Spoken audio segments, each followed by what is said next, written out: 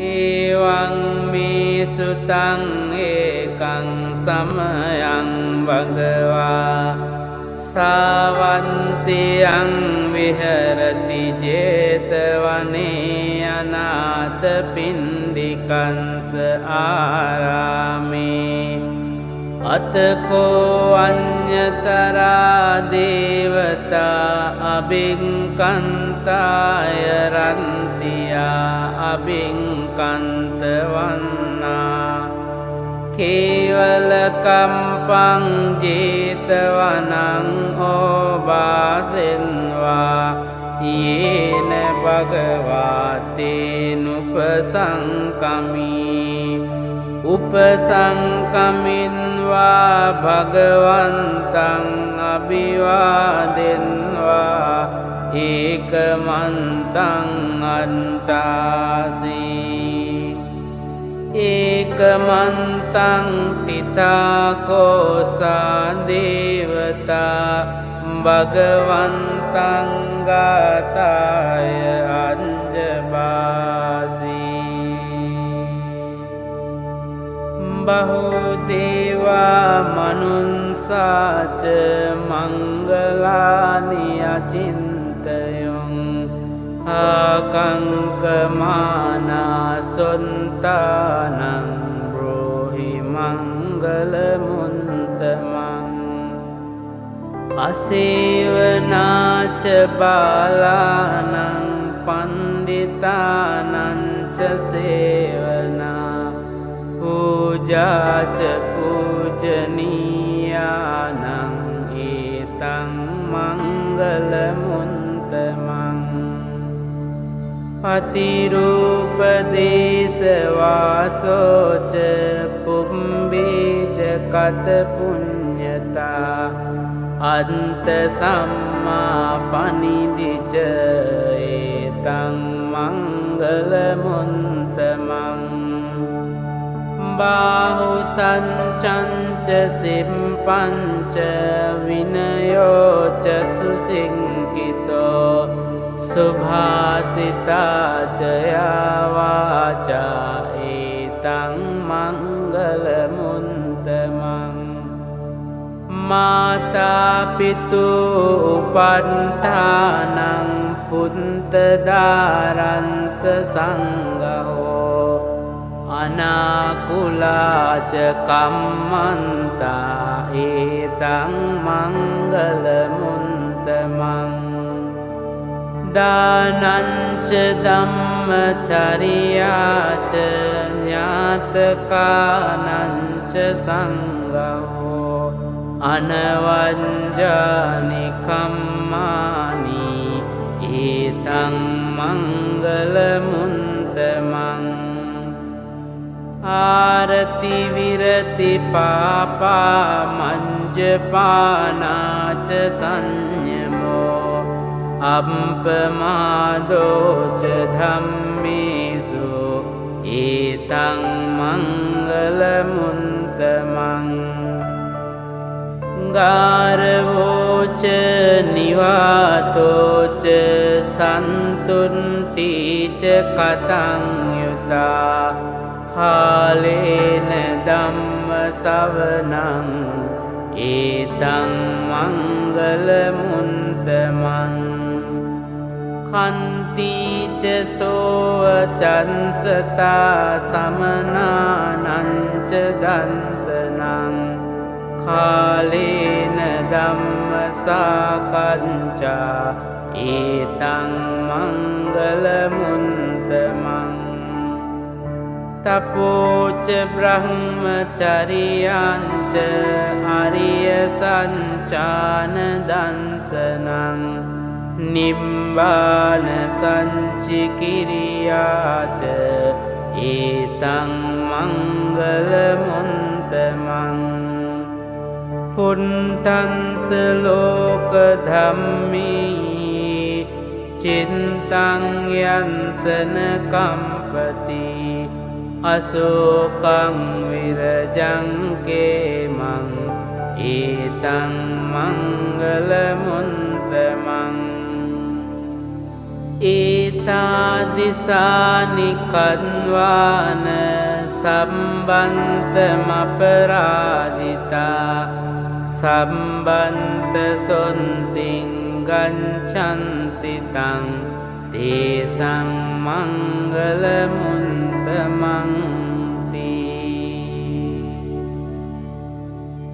ඒතේන සංච වංජේන හෝතු තේ ජය මංගලං ඒතේන සංච වංජේන හෝතු තේ ජය මංගලං ඒතේන සංච වංජේන හෝතු තේ ජය මංගලං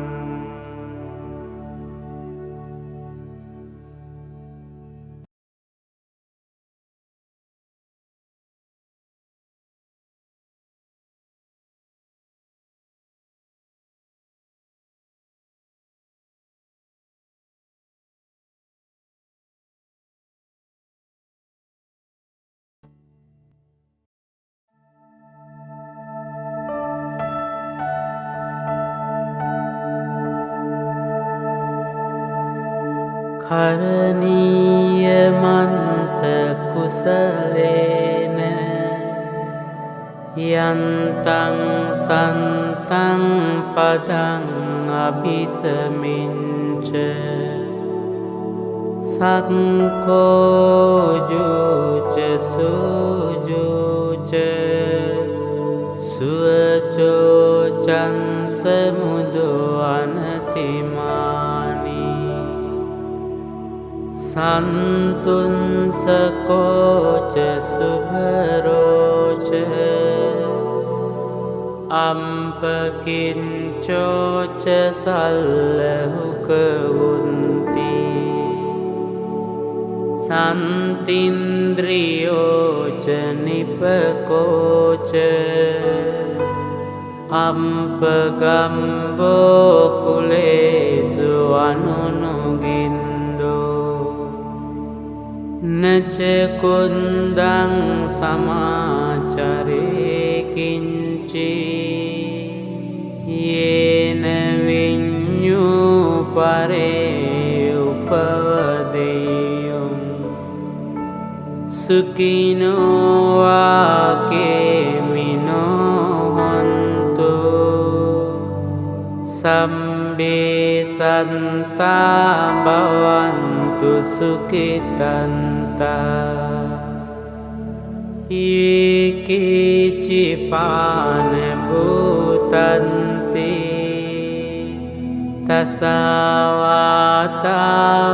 තසවාතාවරාවා අනවසේසා දීඝාවායේ මහන්තාවා මංජිමාරංසකානුකතුලා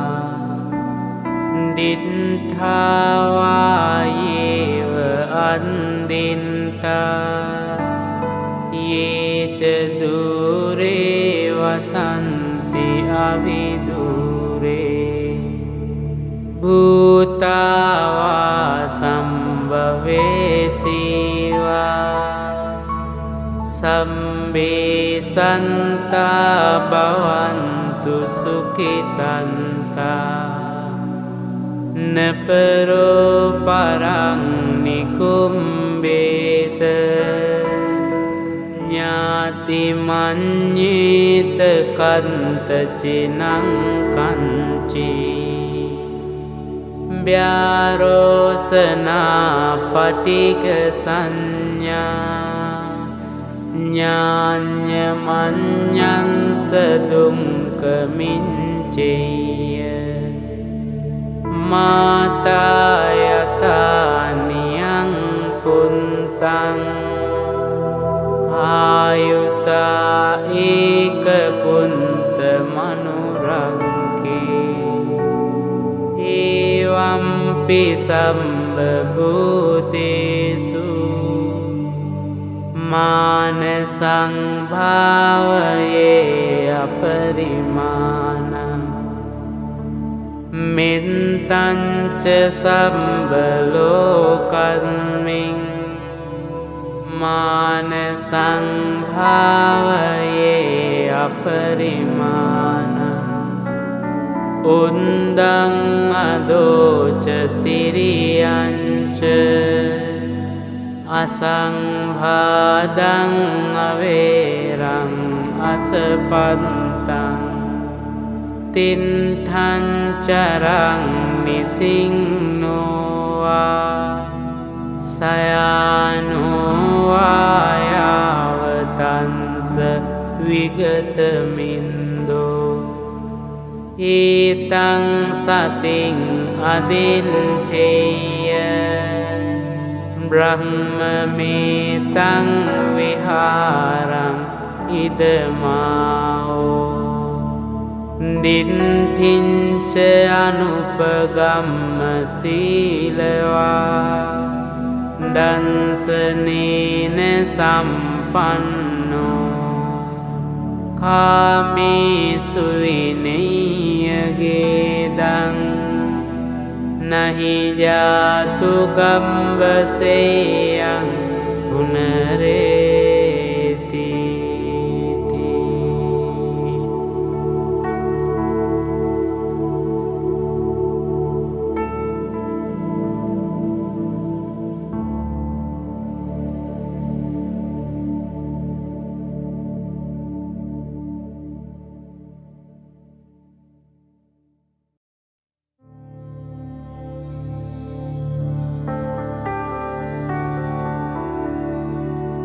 එවං මේ සුතං ඒකං සමයං භගවා සාවන්තියං විහරති ජේතවනේ අනාථ පින්ඩිකංස ආරාමේ අතකෝ අඤ්ඤතරා දේවතා අභික්ඛන්තාය රන්තියා අභික්ඛන්තවන්නා කේවල කම්පං ජේතවනං ඕවාසෙන්වා යේන භගවාතේනුපසංකමී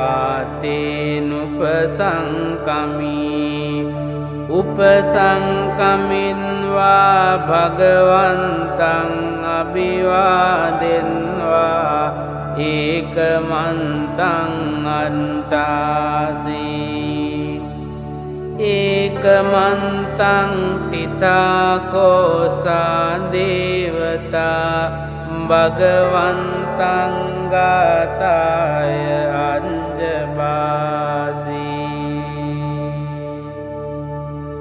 බහුදේවා මනුන්සාච මංගලානි අචින්තයොං ආකංකමානා සොන්තානං බ්‍රෝහි මංගලමුන්තමං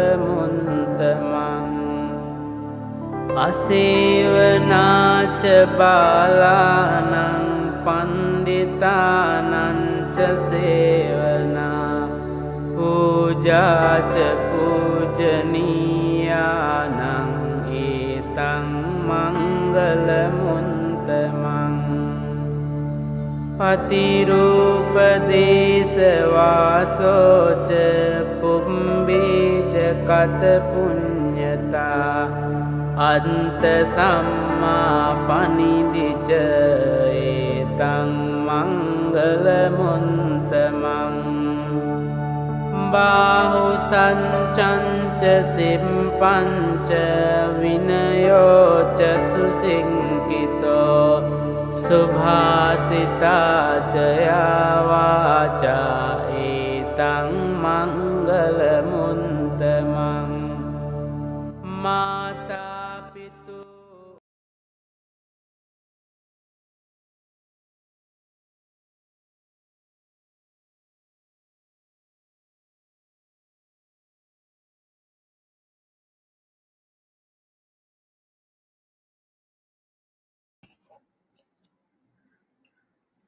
Namo Buddhaya, brothers and sisters in the Dharma out there. A very good morning. It is definitely a very good morning because there's no rain. Rain has stopped. It's a bright morning. Many of us are very happy to hear that, especially those whose home have been flooded. For this event, please continue to share the link with your family and friends. And it also will be good that you are hearing the chanting over your external speaker or mirror the event over your smart TV. Namo Buddhaya, brothers and sisters. Welcome to SJBA 74th Online Sunday Buddha Puja service. Again, thank you to those who have logged in early. I see quite a number of you have started wishing each other. That is the spirit. Just give it up.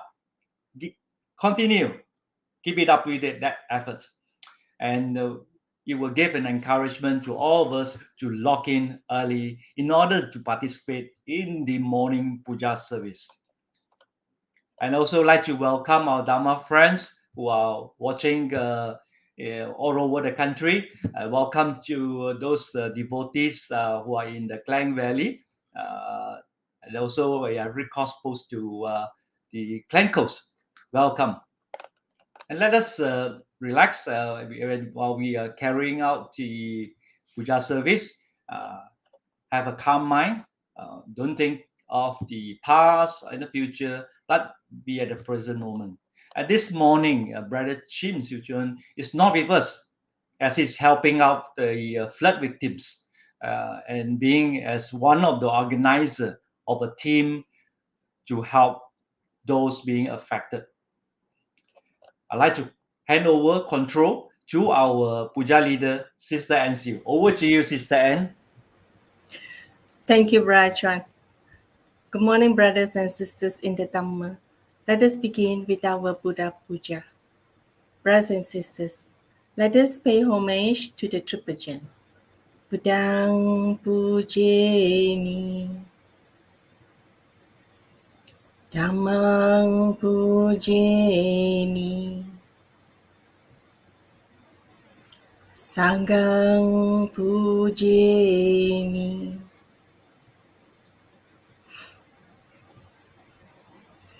Namo Tassa.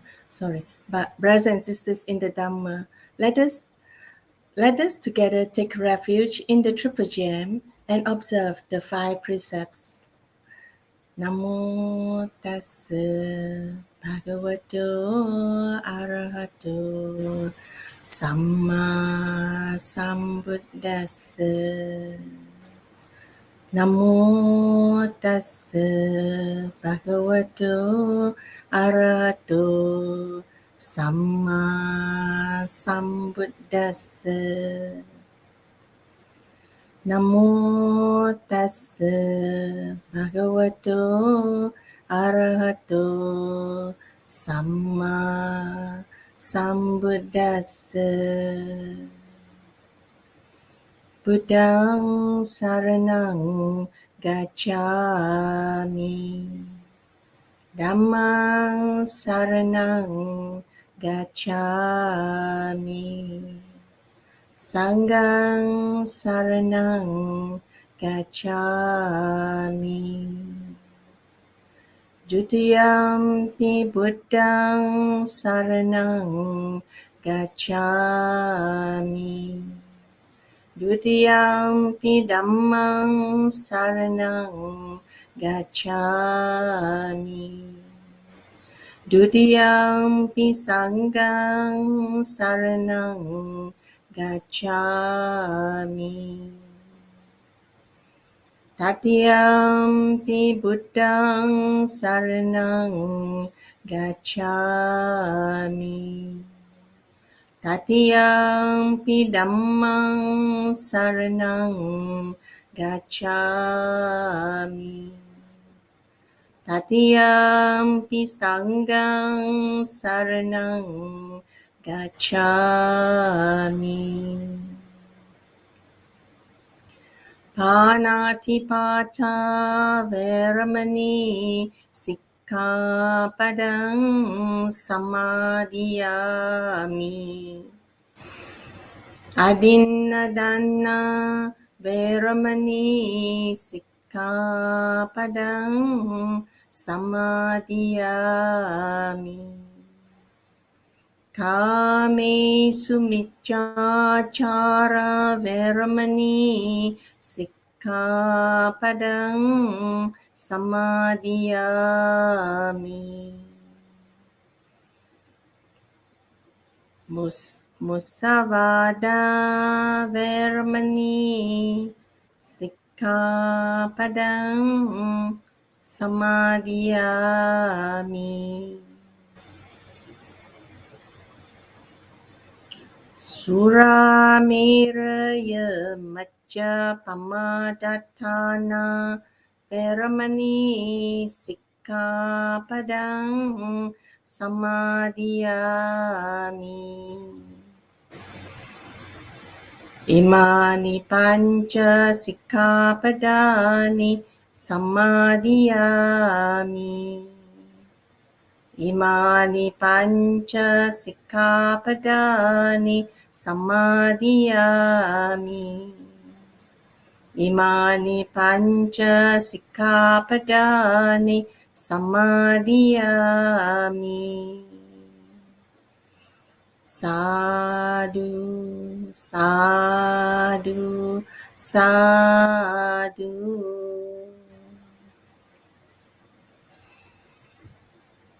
Itipiso bhagava arahang samma sambuddho Vichacharana sampanno sugato lokavidu Anuttaro purisa dhamma sarati sattha deva manusanang buddho bhagavati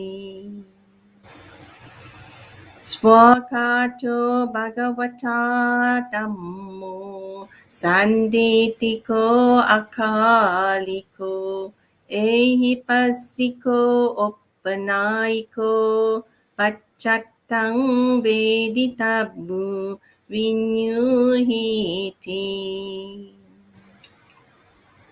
Supatipanno bhagavato sāvaka sangho Ujjupatipanno bhagavato sāvaka sangho Nyāyapatipanno bhagavato sāvaka sangho Samicipatipanno bhagavato sāvaka sangho Yadidang cattari purisa yugani atta purisa pukkala Esa bhagavato sāvaka sangho Ahuneyo pahuneyo Dakineyo anjali karaniyo Anuttaram punyakeitang lokasati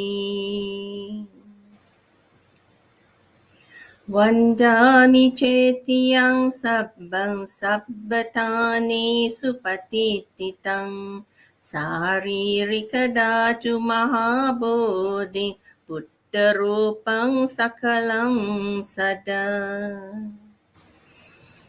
Yassa muli nisinnova Bari vijayang aka Pato sabbanyutang satta Bande tang bodhipadapang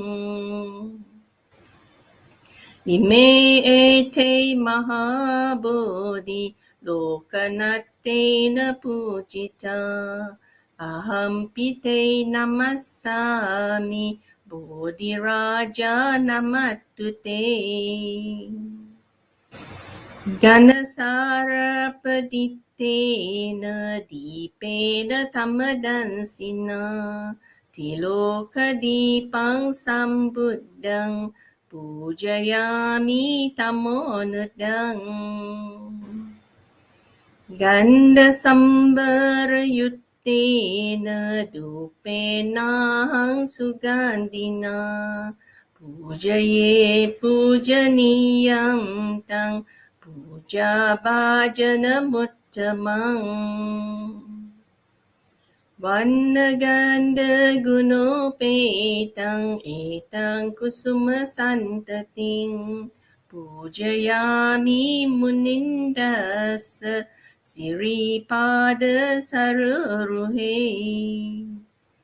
Pujemi buddhang kusumena nena punyena mitena cha hottumokang Pang milayati yata idang me kayo tattayati vinassa bhavang Adivasetu no bante paniyang parikapitang Anukampang upadaya patiganhatu muttamang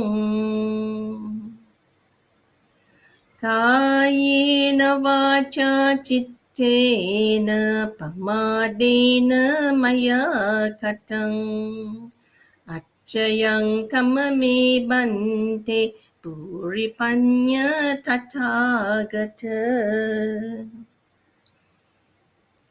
Kayena vacha chittena pamadena maya katang Achayang kamame dhamma santitika akalika Kayena vacha chittena pamadena maya katang Achayang kamame sangha supatipanna anuttara Sadhu, sadhu, sadhu.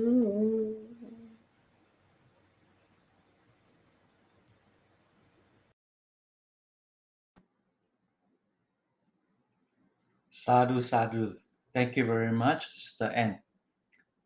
Brothers and sisters in the Dharma watching out there. This morning, we are very pleased to have Brother Nanda Fong to be with us in this morning Buddha Puja, and who will be sharing a Dharma talk with us. Brother Ananda, and he was one of the early Dharma teachers when I was new to Buddhism. I had attended many of his talks, which was relation to the popular book written by the late Venerable K. Sri Damanda. Okay, welcome, Brother Nanda Fong. I just have a question to you: Is why do you choose this title, written by our late Venerable K. Sri Damananda? What Buddhists believe in your series of talk? Over to you. Good morning and Namo Buddhaya to brother and all who have tuned in. Thank you for the question. Well, the choice of the title is quite simple. After the book, the title of the book is What Buddhists Believe. But the title also signifies something greater in the sense that many Buddhists within the community, the Buddhist community, have assumed that they know a lot about Buddhism, especially having been brought up in a Buddhist family and so on. But little did they know that when they start asking questions, or when people start asking them questions, especially in our multicultural, multi-religious society, they find that they stutter, or they suddenly come across areas or topics which they themselves do not know the answer. So when they are, then this particular issue about what is Buddhism about is important. So for those who have asked themselves this question, or they have been asked this question, they found out they do not know, then it's only logical that they should find out the answers. And to that, many of them have actually enrolled for this series of talks. Myself with other Dhamma speakers like Acharya Tan Siang Chai, Uncle Vijaya, and so on. have conducted in SJPA, I think at least 2 rounds already for level 1 and even level 2, and many other centers in the Klang Valley, and many have benefited. And of course, at the end of the sessions, they have a lot of supplementary questions which may be not addressed during the Dhamma sharing. But the important thing is that whatever presentation I myself or Acharya Tan Siang Chai, Uncle Vijaya, and so on have covered in the live lectures, it's important to get hold of the book. Those who like to actually read the physical copy, of course, you have to go and purchase them or borrow from the good Buddhist library. If not, you can actually download the book and read it. And the book is not a book in which you read from page 1 to the last page. It is literally what Buddhists believe in the sense of Q&A. The late Chief Reverend, the Venerable K. Sri Dhammananda, has received many of these kinds of questions during his many years at Mahavihara, and he has endeavored to actually answer many of these questions. So many of the chapters or sections within that book is arranged in a question and answer. So if you have a question regarding who is the Buddha, where is he from China or whatever, then you can actually read the section on the book, and the Venerable K. Sri Dhammananda will explain to you as to whether your idea that the Buddha came from China or elsewhere is correct or wrong. So, and other aspects about Four Noble Truths, Noble Evil Path, and not just doctrinal, but many practical aspects about vegetarianism and so on. So the book itself is very, very useful for those who want to start off to learn a little bit about Buddhism. One of the best ways is to literally answer some of the common questions. And the late Chief Reverend in his book will take you step by step with some fundamental approaches and also doctrine so that you can better understand. Of course, that book is meant to be a starter. And then with greater interest, you can actually move on to other presentations or other texts which will systematically ground you into what the Buddha taught. Okay, I think I agree with Brother Nanda Fong that getting hold of this book, don't, as the speaker mentioned, we don't have to worry about excuse me so many pages of the book. You just have to start off by looking some of the question or some doubts that you have. Maybe you want to whether there's an answer for the All Souls Day, or we call it Qingming, what it's all about, or there are, we can go to that aspect first, what we are looking for. I think that will be good. So for those of you who are new, I can see some new names that is locking in. Well, if you want answers to a lot of doubts, and then your children may be asking, well, it's good to get hold of the book and go through it. I'm sure you will not regret. Wonderful. And brothers and sisters in Dharma, no, I'm sure that this morning's talk, you will have something to take back. And if you're a beginner, you find it difficult to understand the sutta, what sutta, there's so many that have been quoted, never mind. All right. As you go along, they'll be fine. And this morning is part 2. And for those who have missed the part 1, it's okay. The speaker may just run through it to get you connected to this morning's talk. That'd be great. And later on, we will still have our Q&A session. So, brothers and sisters, with respect, we shall now invite Brother Ananda Fong to share the Dharma talk with us. Over to you, Ananda Fong. Thank you, brother.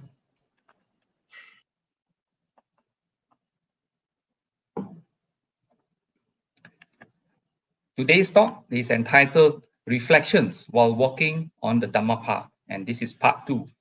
For those who want to have a more comprehensive coverage, which is in part 1, you can look through the Facebook pages or YouTube pages of Subang Jaya Buddhist Association, where it was recorded.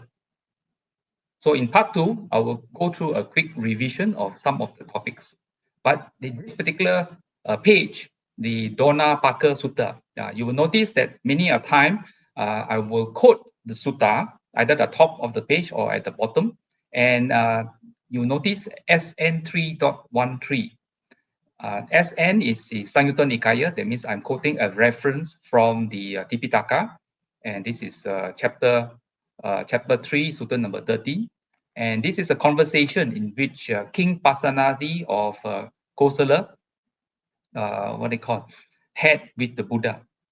So the story says that once when the Buddha was living in Savatthi, Savatthi was a capital city of the kingdom of Kosala, in which King Pasenadi was the king. So he ate a whole bucket of food and then approached the Buddha, engorged, panting, and sat down on one side. As you know, you can see from the picture below, the banana leaf, rice. This is a lot of food. And if you go to the restaurant, usually rice is, you can actually call for 1 round, 2 rounds, 3 rounds to add more rice and dishes to your banana leaf. Of course, having engorged yourself generally will be too full. So what happened was the Buddha staying in the Savatthi, probably in the Jetavana monastery, King Pasenadi being nearby, he would frequently go and listen to the Buddha, maybe after lunch or even go in the late evening for a Dharma talk. So in this case, the King Pasenadi, after having his lunch and probably ate just a little bit too much, he was sitting in front of the Buddha, and the Buddha was aware that King Pasenadi was engorged and panting. And he took occasion to utter this important verse for our reflection, which is, after all, the topic of today's talk. So the Buddha said, when a person is constantly mindful and knows when enough food has been taken, all their afflictions become more slender. They age more gradually, protecting their lives. So, and to this, King Pasenadi said, indeed, the Buddha has shown me compassion in 2 different ways, for my welfare right here and now, and also for in the future. So, in fact, this particular advice by the Buddha in italics in the center of the screen was so important to him that, and of course, during those days, they didn't have digital recorders or video cameras to record what the Buddha said. So he actually employed a young man who happened to be there attending the Dhamma talk where the Buddha mentioned this particular advice, employed the young man to work for him. And whenever the king, Pasenadi, would start on his makan, whether it's breakfast, lunch, or dinner, the young man will be on hand to repeat what the Buddha actually said. Okay, so it was meant to remind the king to be constantly mindful, to not overeat. When you know for yourself that there is enough food, you should stop. And then with that, with the regulation on this food intake, their afflictions, it means your any medical conditions, and you will not get obese and so on. And of course, that will help you in your lives. So this is how the Buddha, having given King Pasenadi this particular advice, the king used the young man to frequently reflect on the need to be mindful during and before he started eating his meals. So this is on the simple level in which the Buddha used or advised the king to use reflection to keep him healthy. So reflection in our lives can be in many forms. In this case, for our health and well-being. But elsewhere, reflections, very often we will go through life, we will observe within our own family, immediate family, our extended family, our neighbors, our community. We see characteristics of nature. And this was somewhat covered in part 1, where I showed that when we are born into a family, we grow up, we have friends. When we are in the youth, we have close friends, and sometimes we are fortunate enough to find our significant other. We get married, we have a family, and as time goes on, the spouses will grow old, and one by one, the spouses will pass away, and we ourselves will leave this earth. This is nature. This is what happens all over the world, not just to human beings, but to all living beings. And this illustrates the aspect of impermanence, unsatisfactoriness, and not self, as taught in the first sermon, the Dhammacakkappavattana Sutta. Impermanence in the sense that there is change in our lives, and although we want to be 18 or 21 forever, it is not satisfactory because we do go past that. We do grow old, we do lose hair, or whatever black hair we have becomes white or none at all, and so on. Elsewhere in the course of our life, our experience, if we look closely, shows us that life is subject to an ever series of changes. Okay, changing conditions. Change is the only constant in everything within us and around us, from growing to the climate. And recently, of course, we had the unprecedented downpour in Malaysia, in which Selangor, especially Klang and Shah Alam, even Mentakap in Pahang and many other areas experience unprecedented rainfall. And that caused change because we changed from a not so wet weather to extremely wet weather. Okay, will this be the same next time? Next time round, we also do not know because things change. You can change for the better. It can maintain the status. That means it repeats itself, or it can even get worse. But all these are subject to conditions. Okay, most of the conditions we are not able to see because the nature has many factors coming in. Even the top left hand corner picture shows the germination of a seed, okay, into a seedling, into a plant, and so on.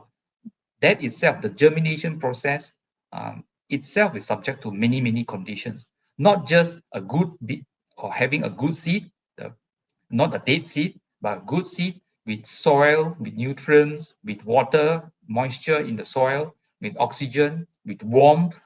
Yeah, you try to grow this seed in the Arctic Circle, it will be maybe next to impossible. Even sunlight, when the green leaves come. So many conditions come together, okay, in their own proportions. Too much water, the seed drowns. Too much sunlight, as you try to plant this in the Sahara Desert, it may not even germinate, and so on. So many kinds of conditions coming in their right proportions contribute to germination.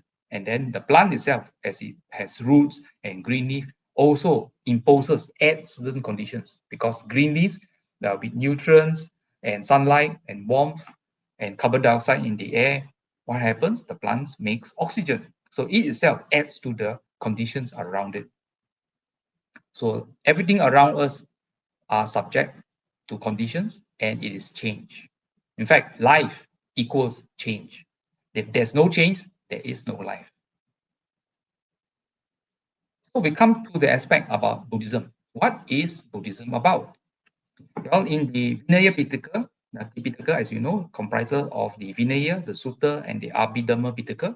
In the Vinaya Pitaka, in the book called the Mahavagga, the Buddha was exhorting or encouraging the first 60 enlightened disciples to go forth. So here the Buddha is quoted to have said, "Go monks on tour for the benefit of the common folk, the happiness of the common folk, out of compassion for the world, for the welfare, the benefit, the happiness of the gods and human beings." So clearly, what the Buddha taught is for our benefit, for our happiness, for our welfare. And why do Dharma teachers, especially in this case, the monastics, go out and teach? It is because they also have experienced all the changes, all the unhappiness in life. And since they have become enlightened, they understand what is going on.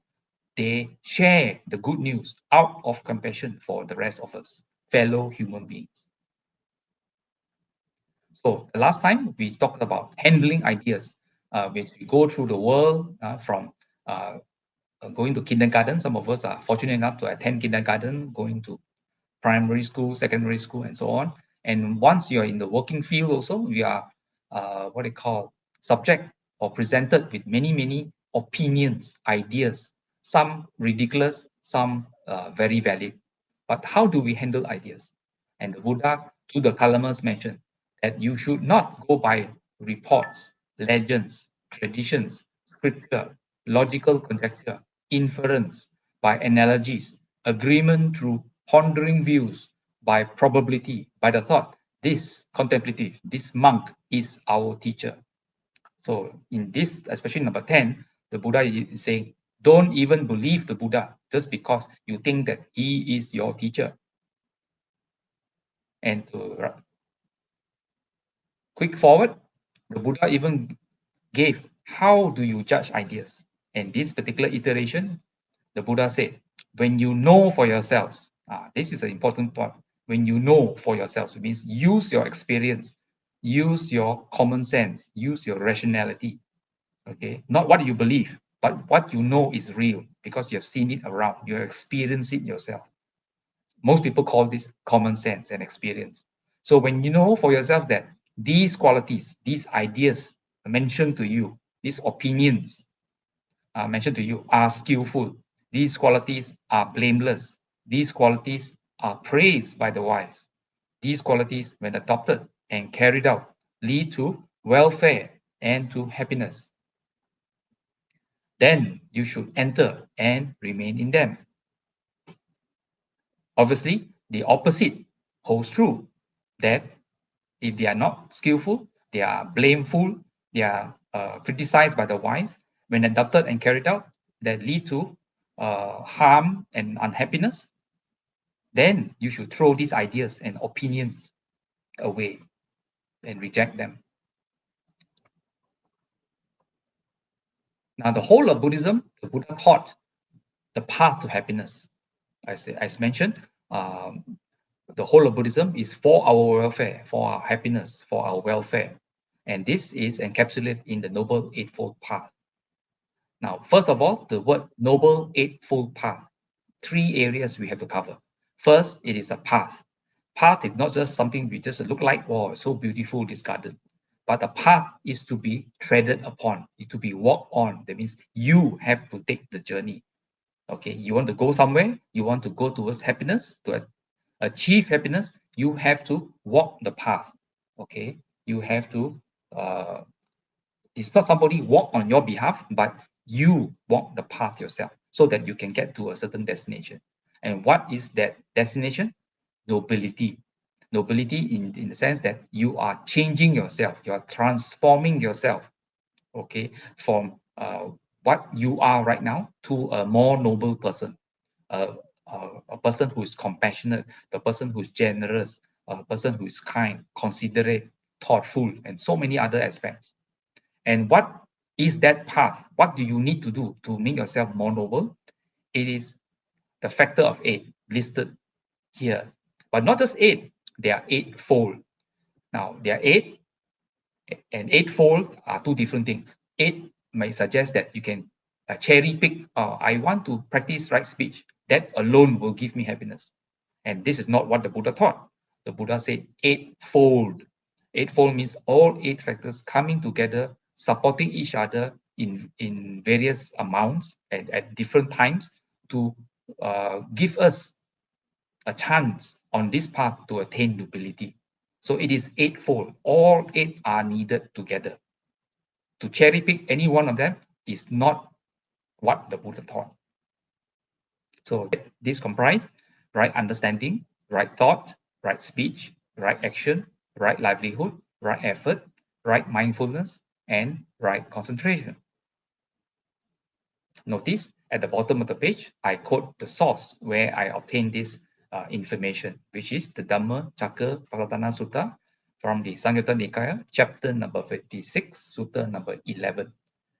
Once I give this, you're encouraged to read the whole sutta in total. So you can get this information together with the SN 56.11 on your favorite search engine, and you can access it in multiple languages.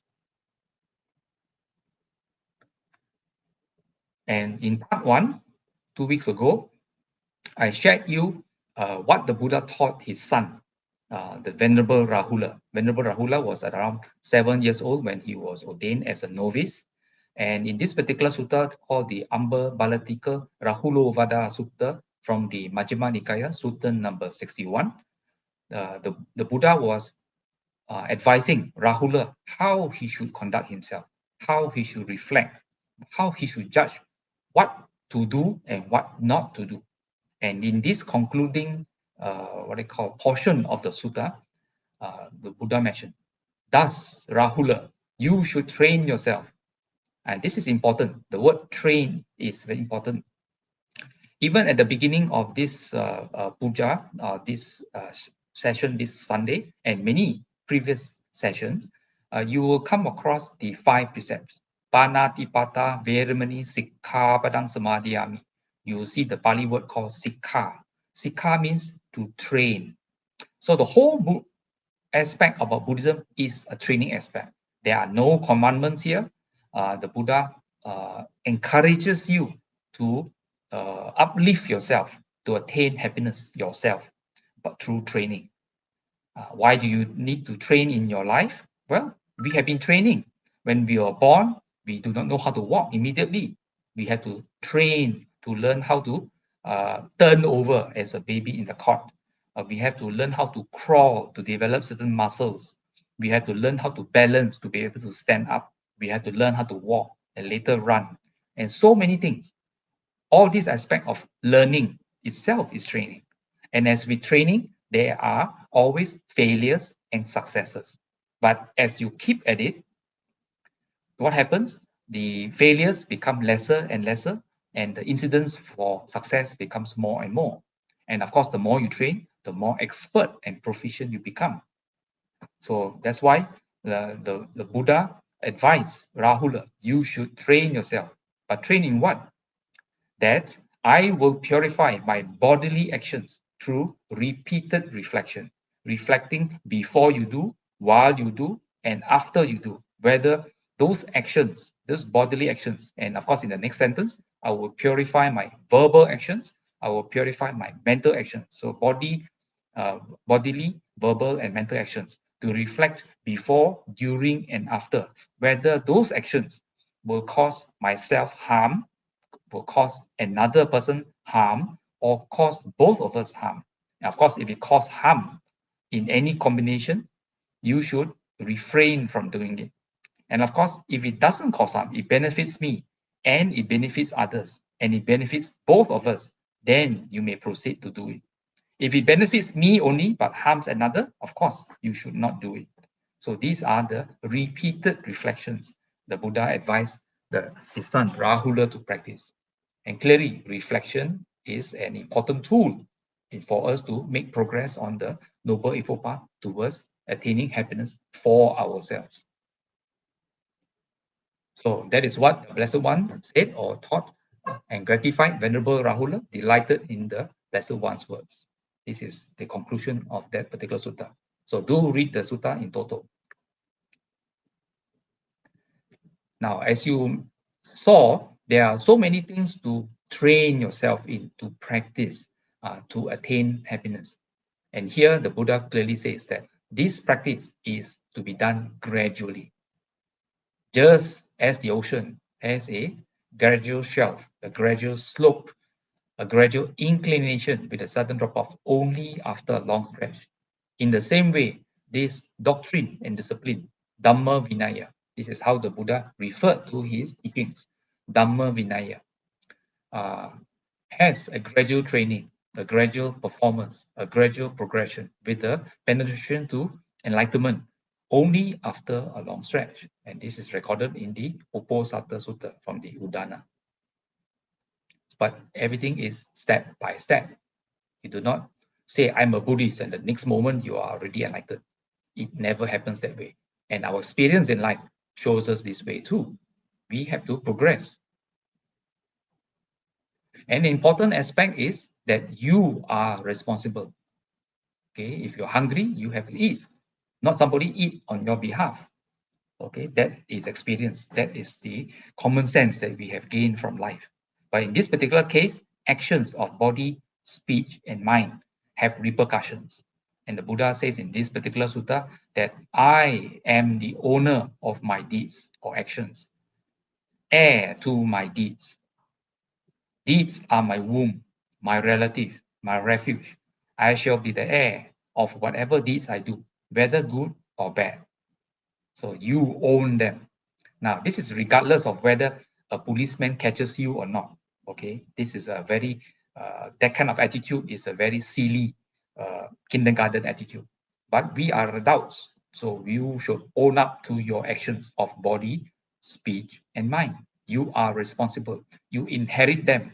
And if you were to pass away, those actions that you've done previously, not just in this life, maybe in or including many previous lives, also determine your future birth, where you are born as, what you are born as, whether it's a human being or otherwise. You will determine who will be your parents, who are your siblings, who are your friends, who surrounds you.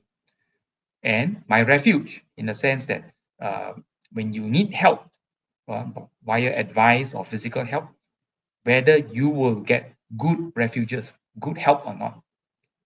In the end, you inherit whatever you do, whether good or bad.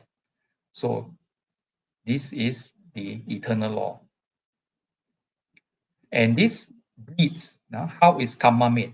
Frequently people refer to karma as just a natural law, but karma translate into English, it just means deeds, action. And deeds have reaction, vipaka. And karma is generated via intentions. So in the Buddha, in this particular sutta from the Anguttara Nikaya, book of 6, sutta number 63, the Buddha mentions, intention, I tell you, is karma. Intending, one does karma by way of body, speech, or mind. So what is your intention?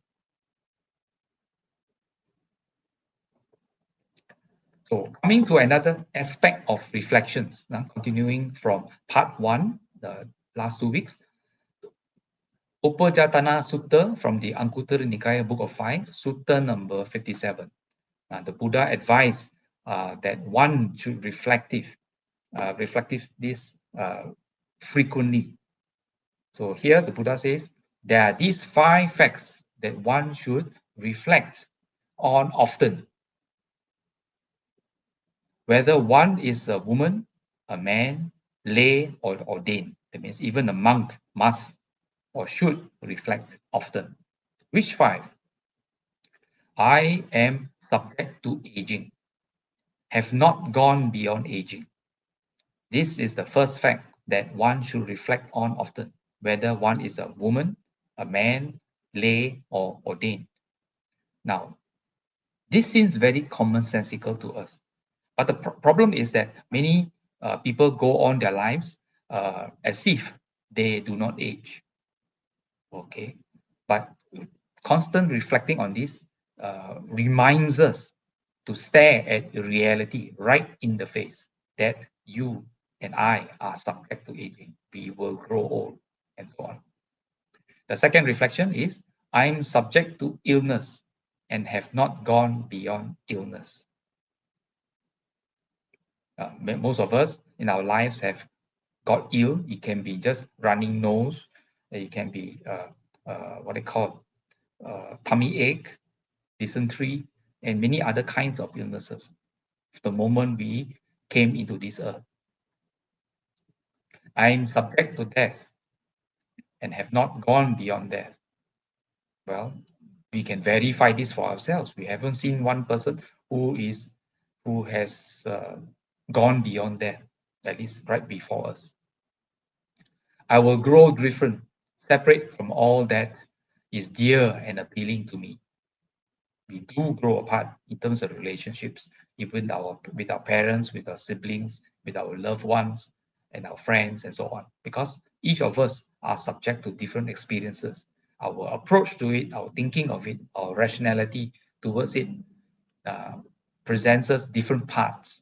And whatever path we take, which may be different from another of our siblings or our friends, we grow apart in our opinions, our understanding, and wisdom. I am the owner of my actions, heir to my actions, born of my actions, related through my actions, and have my actions as my arbitrator. Whatever I do for good or for evil, to that will I fall heir. So this is what I presented in the earlier pages. Now, elaborating, the Buddha mentioned, now, based on what line of reasoning should one often reflect that I am subject to aging, have not gone beyond aging.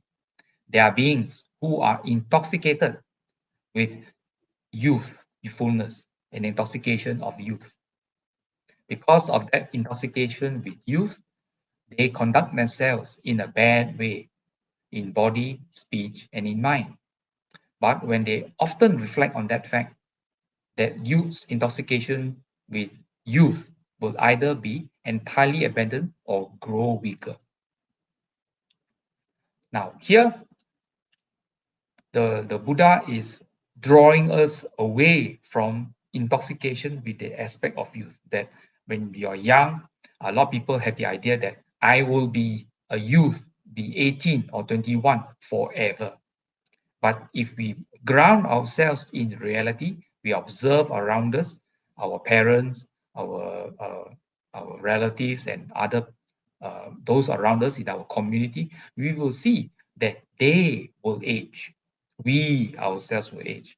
But if we are attached to the notion, the wrong notion that youth is forever for us, well, we need to literally reflect on this aspect, especially every morning when we look in the mirror, when we want to brush our teeth and so on. We need to look at the mirror to spot the first white hair that may appear on our so-called lock of hair, and so on, and signs of aging. Wrinkles may appear around our eyes, and so on. So those are aspects of aging. Now, the Buddha is not being pessimistic in highlighting this. He is highlighting this because a lot of people around him, in fact, during 2,600 years ago, during his time, there were a lot of people who were intoxicated with youth. They do things without a care via body, speech, and mind, and hurting other people without a care. But later on, when the message hits home that they are no longer youth, they are 60, 70, 80 years old, not 60, 70, 80 years young, okay, that might hit home, and that may be a truth they cannot handle. So we have to be realistic. The Buddha is being realistic, trying to draw us back from intoxication with the idea of youth so that we are realistic and we do things realistically and conduct ourselves not in a bad way as regards body, speech, and mind.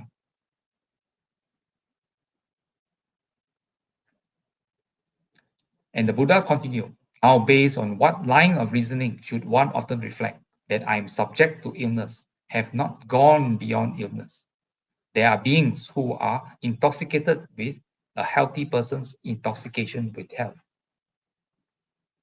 Because of that intoxication with health, they conduct themselves in a bad way, in body, speech, and in mind. But when they often reflect on that fact, that healthy person's intoxication with health will either be entirely abandoned or grow weaker. Now, youthfulness and illness often come together. We often assume when young, we will not be ill. Of course, this is not true. There are young people who get ill occasionally, frequently, also that many categories.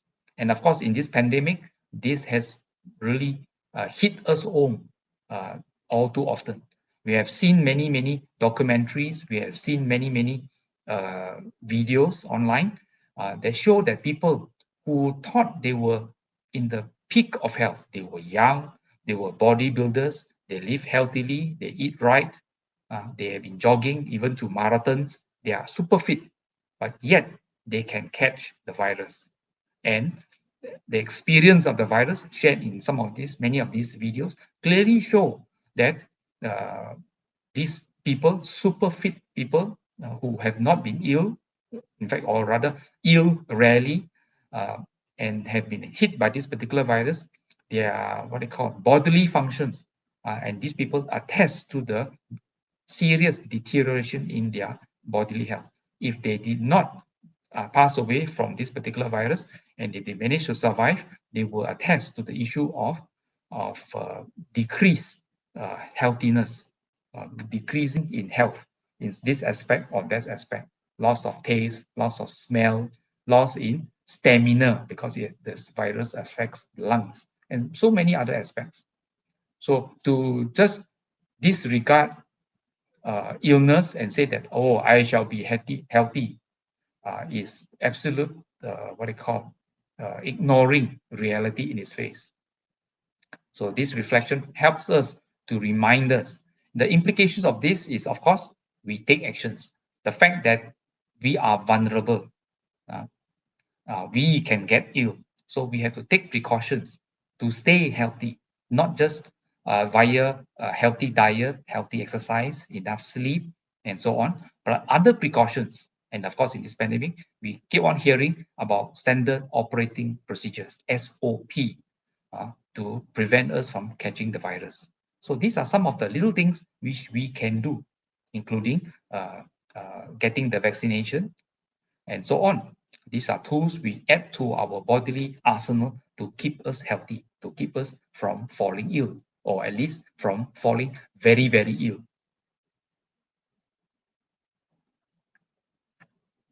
And there are those who defy death. And the Buddha said, now, based on what line of reasoning should one often reflect that I am subject to death, have not gone beyond death? There are beings who are intoxicated with a typical living person's intoxication with life. Because of that intoxication with life, they conduct themselves in a bad way in body, speech, and mind. But when they often reflect on that fact, the living person's intoxication with life will either be entirely abandoned or grow weaker. Now, a lot of people, especially the young people, assume that they will only pass away when they grow old and so on. But little do they know that old people are not only the ones who will be closer to death. Young people, including children, do die, okay, from disease, from accidents. And of course, you have those in Malaysia, the ever, what they call, careless attitude of the mak rempits on motorbikes. They speed all over the place and endanger other road users.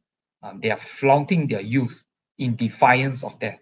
It is as if they are trying to defy and say, death, I dare you. And of course, when an accident happens, well, who won the bet?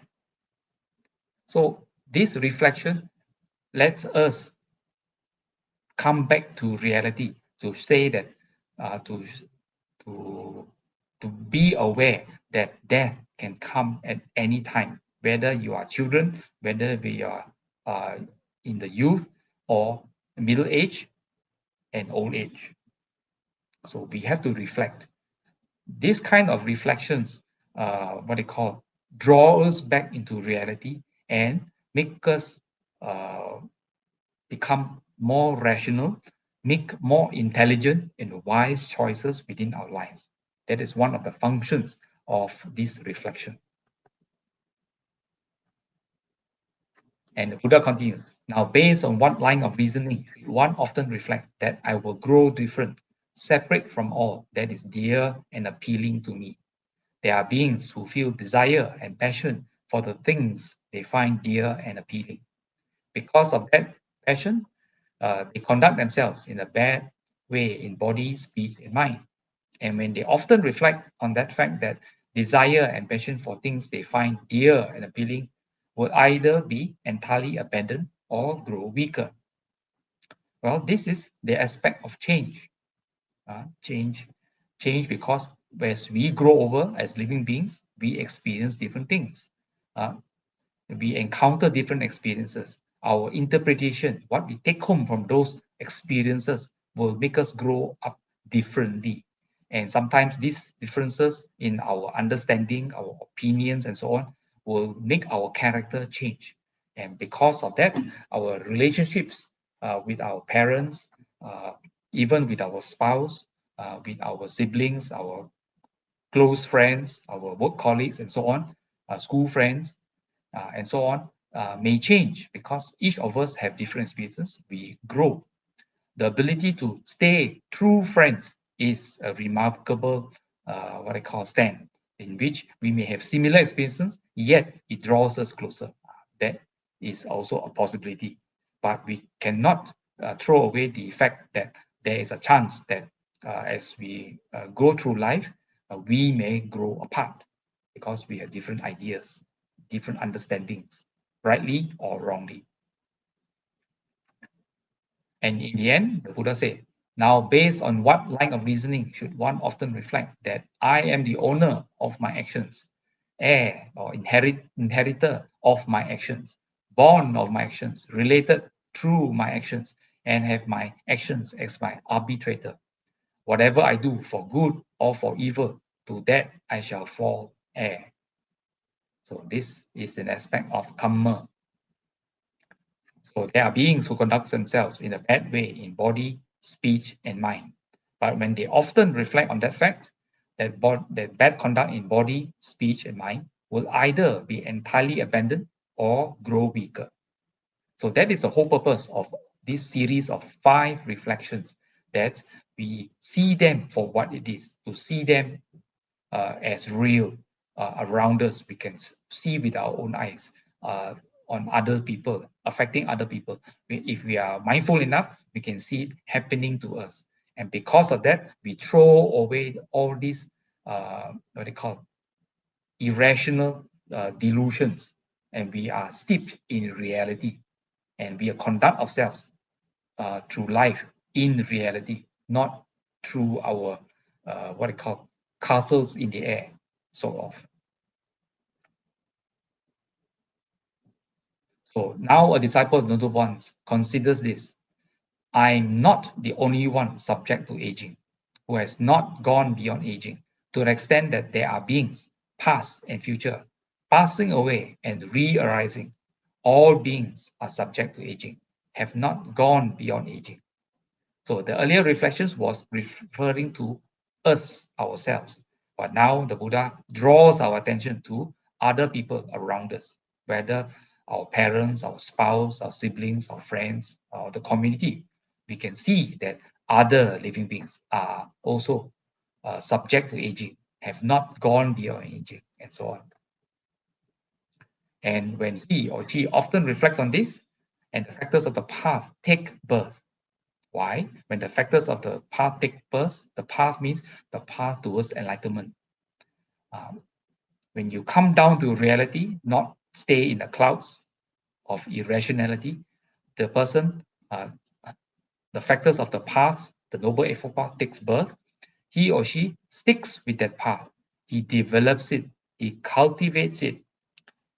As he or she sticks with that path, develops it, and cultivates it, the fetters are abandoned and the obsessions destroyed. So in Buddhism, we are talking about coming down to earth, steeped in reality, cultivating the factors in the Noble Eightfold Path. We develop it. And when that happens, the fetters that bind us to irrationality are abandoned, and our obsessions, our delusions are destroyed. When obsessions are destroyed, we have attained enlightenment. Okay, but it all starts with bringing ourselves down from the clouds of delusion and be steeped in reality.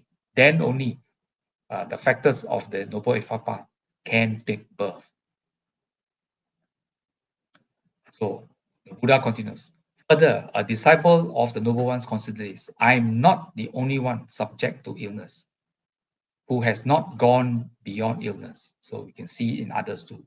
I'm not the only one subject to death. I'm not the only one who will grow different. I'm not the only one who is owner of my actions. Okay, heir to my actions. So everyone owns their actions. Okay, that is the important thing. So they are responsible for their actions, heir to their actions, and so on.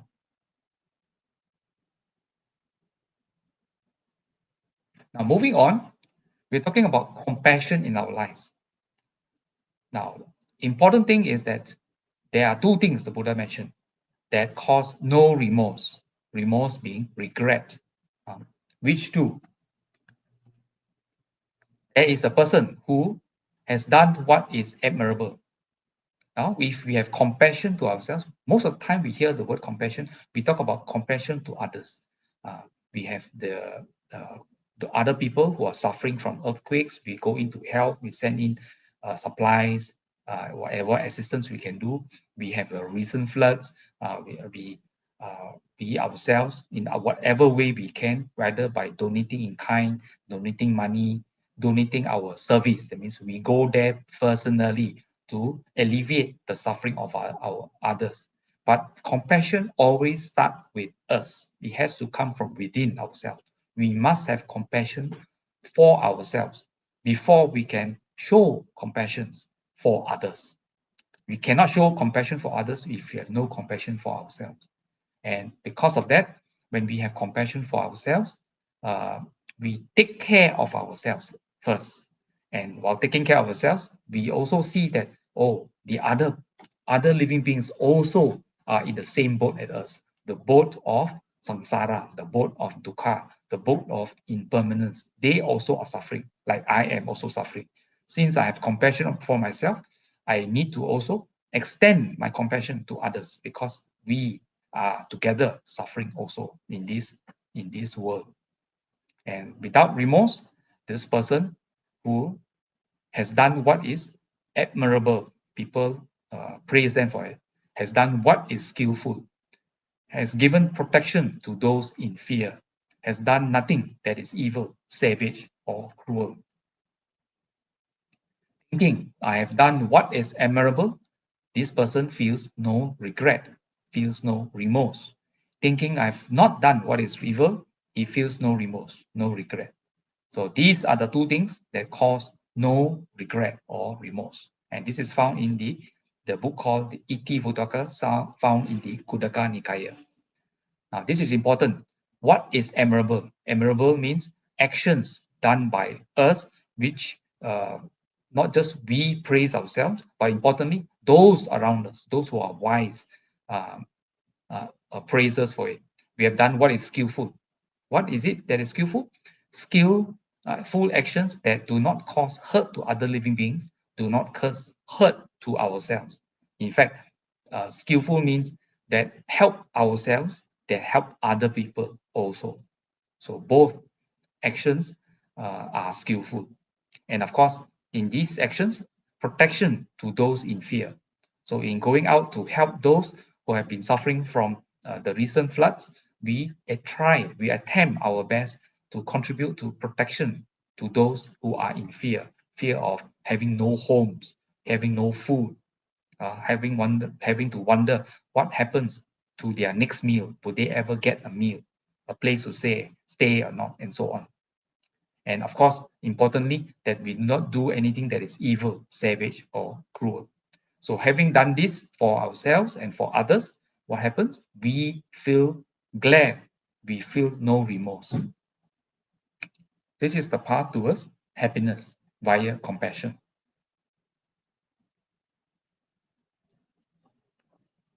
And the Buddha continues, having abandoned bodily misconduct, verbal misconduct of mind, and whatever else is flawed, not having done what is not skillful, having done much that is, at the break of the body, the discerning one reappears in heaven. So clearly, this is the way in which we can attain a wholesome or a favorable future rebirth. Okay. Now, notice to reappear in heaven, it is because of our actions. So we need to give up bodily misconduct, give up verbal misconduct of mind, that means unseemly thoughts, and whatever else that is flawed, that is hurtful to yourself and hurtful to other beings, and not having done what is not skillful, but having done much that is skillful. So avoiding evil is one thing, but we have to do wholesome things too. So done much, that is, and we are laying the groundwork for ourselves. That means on the breakup of our body, upon our death, our passing away, we will make for ourselves the opportunity for reappearing in the heavens. This is the way to get to the heavens, through our actions. Now, you have noted that going through the part 1 sharing, and of course today in the part 2 sharing, you will notice the Buddha emphasizes 2 important aspects, that of refraining and that of cultivation. This is the essential aspect in Buddhism. Refrain means refraining from misconduct of body, speech, and mind, not to do certain things that cause hurt to ourselves or hurt to other people. We should refrain from them. In fact, by refraining, we protect ourselves. We show compassion to ourselves via the karmic laws. And cultivation, we have to develop ourselves. Just because we refrain from evil actions doesn't mean we are good persons. We are just not doing bad to ourselves. That is all. But in cultivation, we are moving forward. We are moving up the ladder in terms of nobility. And here, extract from Buddha, refrain from what is unwholesome. And here, refraining from unwholesomeness, as mentioned, is talking about not hurting other living beings, not hurting ourselves. But unwholesomeness also covers deeper aspects, that of whether those actions by body, by speech, or something are motivated by greed, hatred, or delusion. That is the classification for unwholesomeness. Okay, so if there is a tinge of greed, tinge of hatred, a tinge of delusion, that action or that idea that you want to entertain in your mind, to do with your body or to say, that is an unwholesome, and we should refrain from that. And the Buddha says in this Mangala Sutta advice that we should be steadfast in good qualities. That means to do more wholesomeness. Wholesomeness or good qualities being actions of body, speech, and mind, motivated by non-greed, non-hatred, and non-delusion. And be steadfast meaning we have to keep on doing again and again all those wholesome actions, those good qualities. So that is the aspect of refraining and cultivation in the Mangala Sutta. Now, for those who are not familiar with this particular sutta, the word Mangala means blessing. In Chinese, you might call it Ong, something good fortune. So if you want to know what are the list of actions you should cultivate for yourself, to perform for yourself, that would be very fortunate for yourself and those around you, read the Mangala Sutta and practice it. Now, in our journey in samsara and trying to practice what the Buddha taught, especially listed in Noble Eightfold Path, the Buddha mentioned this, the aspect of friendship. Now, this was said by the Blessed One. With regard to external factors, I don't envision any other single factor like admirable friendship as doing so much for a monk in training who has not attained the heart's goal but remains intent on the unsurpassed safety from bondage. This is again from E.T. Vutaka. Now, admirable friendship, although this particular quotation is referring to a monk in training, we can also take this idea and for us lay people. Why? When we do not stay alone, we human beings are social animals. We stay in a community. The smallest community is that of our family, with our parents, with our spouse, with our children, with our siblings, and so on. That is the smallest for portion of our community. As we widen the community definition, we cover our neighbors, our taman, our village, our city, and even the country, and even the world. So we stay in the community, but when we practice the Noble Eightfold Path, we do not practice it alone. And the Buddha mentions that admirable friendship is important because we need the support of like-minded practitioners, Dhamma practitioners, to encourage us, to remind us when we are absent-minded, that we are not practicing even the 5 precepts. We are about to break perhaps the first precept, that we should be committed to not kill living beings, but we are about to kill a living being. And a close Dhamma friend who may be next to us might remind us, brother or sister, that you should not kill that living being. We are practicing the first precept, the second precept, third, and so on. So admirable friendships help us to remind us, give us a nudge when we are absent-minded. And we ourselves should be good friends also. We should be good, admirable friends also. We also reciprocate this kind of friendship, of encouragement, of reminder to our other Dharma practitioners. So a friend next to us, or a relative next to us who's practicing the Dharma might be about to break a certain precept, do something unskillful, unwholesome, hurtful to other beings, hurtful to themselves, that you give them a nudge and say, brother, sister, you should practice this for your well-being. So friendship is always two-way. We help others, others help us. And we look out for each other so that we can walk the Dhamma path together as a community. It is more difficult to practice this alone. But with friendship, as a group, as a community, then we can move forward steadfastly. That's why we join, we become members of a community. In this case, Subang Jaya Buddhist Association, or whatever other Buddhist association. So like-minded people come together to encourage each other to practice and walk the Noble Eightfold Path to benefit us and the community. So a person who has a friend as admirable people abandons what is unskillful, develops what is skillful. A monk, or in this case, I like to add in a lay person. It means we, with admirable people as friends, who's reverential, respectful, doing what his friends advise, mindful, alert, attains step by step the ending of all fetters. The ending of all fetters means attaining enlightenment.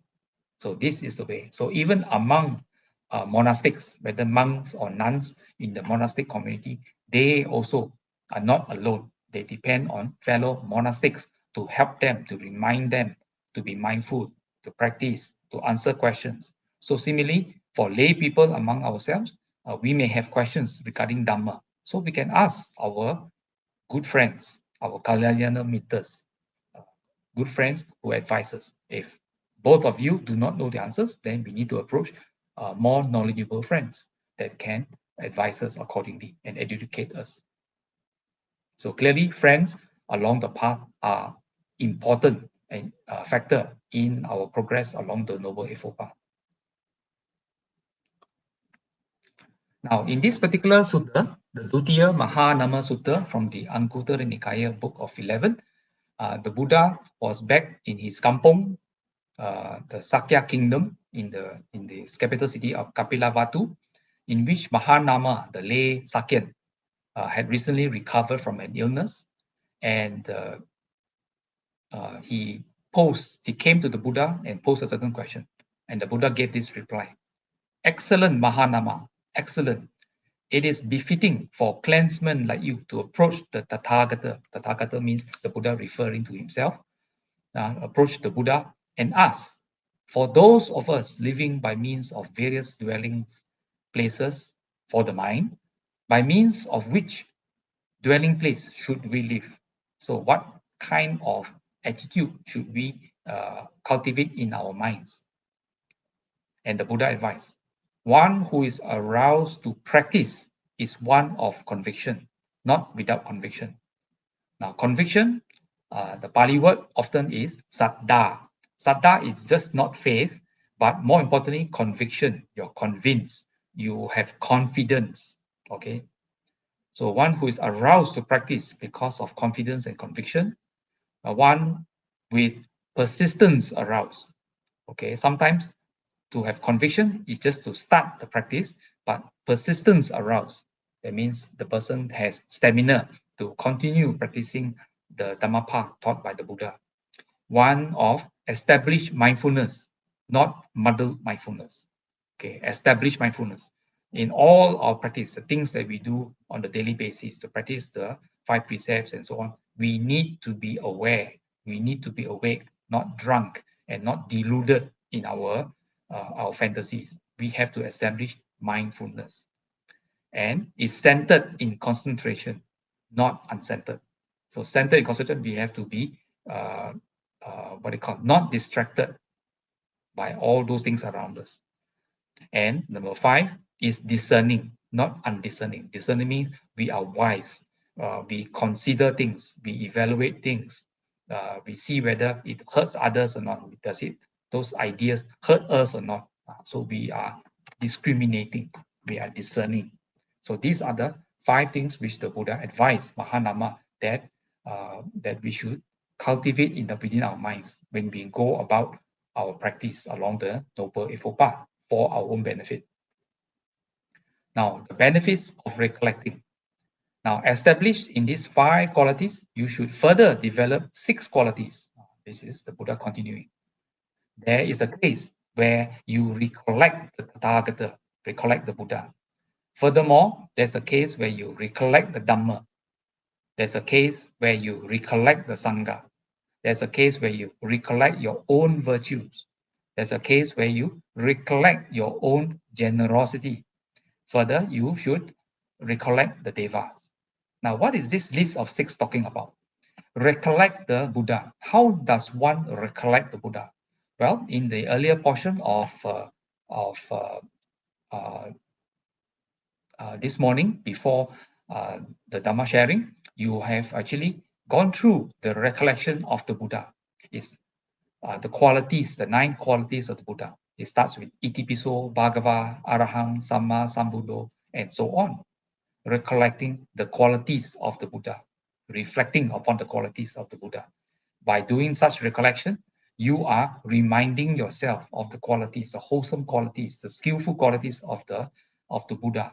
And by doing that, you instill confidence, you instill encouragement within yourself that the Buddha did it, and so can I. I can emulate the qualities of the Buddha. And the second, recollecting the qualities of the Dhamma. So the Dhamma have certain qualities, and if you reflect this morning, Swakato, Bhagavata, Dhammo, Sanditiko, Akaliko, Ehipasiko, and so on, you are recollecting the qualities of the Dhamma. And as you recollect, you realize that the Dhamma has immediate fruits here and now. It is timeless. It is not something steeped in just history. It is reflective of the natural laws of the universe.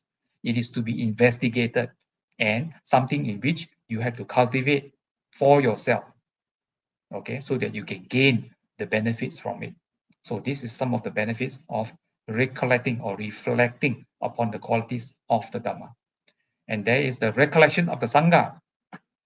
The Sangha are the order of enlightened monastics, monks and nuns. And you will notice that the recollection or reflection of the Sangha goes through the first portion on the, the efforts, the conscientious efforts performed by members of the monastic order to practice, conscientiously practice the advice given by the Buddha. And as the result of their conscientious practice, being of good conduct, of upright conduct, of wise conduct, of dutiful conduct, and so on, the monastic gains enlightenment, attains one, or at least becomes one of the 4 pairs of persons, the 8 types of individuals. And because of their attainments, whether at the first stage of sainthood, second stage, third stage, or become an arahat, that means fully enlightened, they become worthy of offerings, of hospitality, of reverential salutation, and so on. Okay, so that's how we should reflect on the qualities of the Sangha. And why did the Buddha mention recollect your own virtues? Well, the fact that you are here attending this Dhamma sharing, that you have certain virtues that allow you, they give you the opportunity to attend this Dhamma sharing. And therefore, you definitely have wholesome virtues within you that give you this opportunity, that you can recollect that although you have done certain things wrong in your life, but you have done many things right in your life. Those are your virtues. And you should continue to cultivate them to greater heights, bring them to greater heights. And other virtues, things that you could practice that you have not started practicing, that you could start practicing. to bring into your lives more and more virtues. So you can reflect on what you have done and take stock of what you have done and to bring up to higher levels and to take stock as to what you have not started, what kind of virtues that you can cultivate. And recollect your own generosity. Generosity, not just in generosity, but in what you have given also. Generosity in terms of physical giving, of good speech, of consoling speech, of good, wholesome thoughts, of loving kindness to other living beings, other suffering living beings. Generosity in terms of physical action also, in terms of lending your time, your skills, your effort to help another. Okay. And also recollecting the devas. Now, why does one recollect the devas? Well, devas are living beings in planes of existence higher than the human realm. The Buddha, underneath the poetry, discovered that there are 31 planes of existence, and the human realm, the Manusa Loka, is number 5 from the bottom. So we are not that high. But there are beings in planes of existence higher than us. Those are called the devas. And how did they get there? It is because of their wholesome actions. Okay. And because of their wholesome actions, they have, when they pass away, maybe from the human realm, they had opportunity to be born into the deva realms. All rebirth within the 31 planes of existence as humans or as devas are temporary. But where you go is determined by your earlier actions of body, speech, and mind. Okay, so why do you recollect the devas? Because they have cultivated themselves, done a lot of wholesome deeds that qualify themselves to be born as devas. And hopefully they continue to develop themselves so that they can go higher into the Brahma realms. Brahma realms are even higher than the devas, and ultimately to gain enlightenment. So all these recollections are meant to inspire us, encourage us along the Noble Eightfold Path. Now, this portion of the sutta is very important. Now, the Buddha says, at any time when a disciple of the Noble Ones is recollecting the many things he listed, the list of 5 and the list of 6 and so on, his mind is not overcome by passion, not overcome by hatred or aversion, not overcome by delusion. His mind heads straight. Okay. And when the mind is headed straight, the disciple of the Noble Ones gains a sense of the goal, gains a sense of the Dhamma, gains joy connected with the Dhamma. In one who is joyful, rapture arises. All this is in the person's mind, okay? When you get a sense of the goal, get a sense of what is Dhamma, the person becomes happy, he gains joy. And when there is joy, rapture arises. In one who is rapturous, the body grows calm.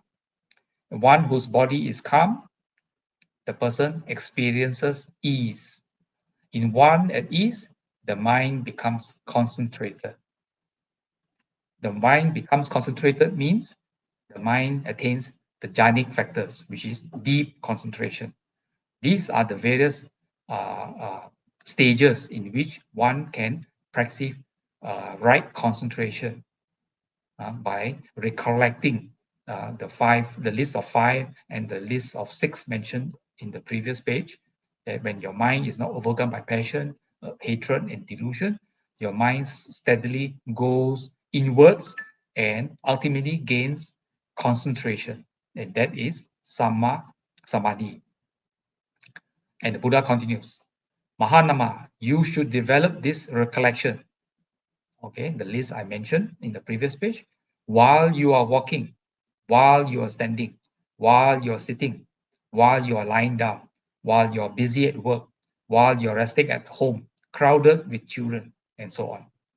So this is to the layperson, Mahanama's benefit, if he's able to recollect it at every possible opportunity. Walking, standing, sitting, lying down at work, even resting at home with all the young children making a lot of noise.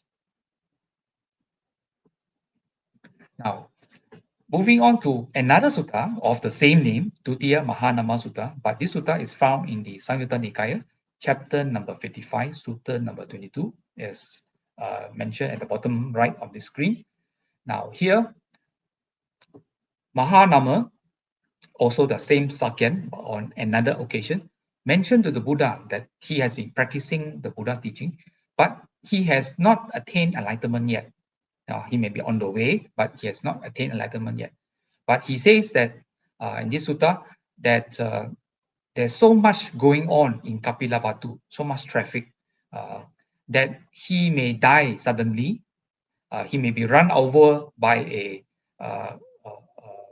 bullock cart and so on, traffic accidents, reminiscent of those days, that he may die.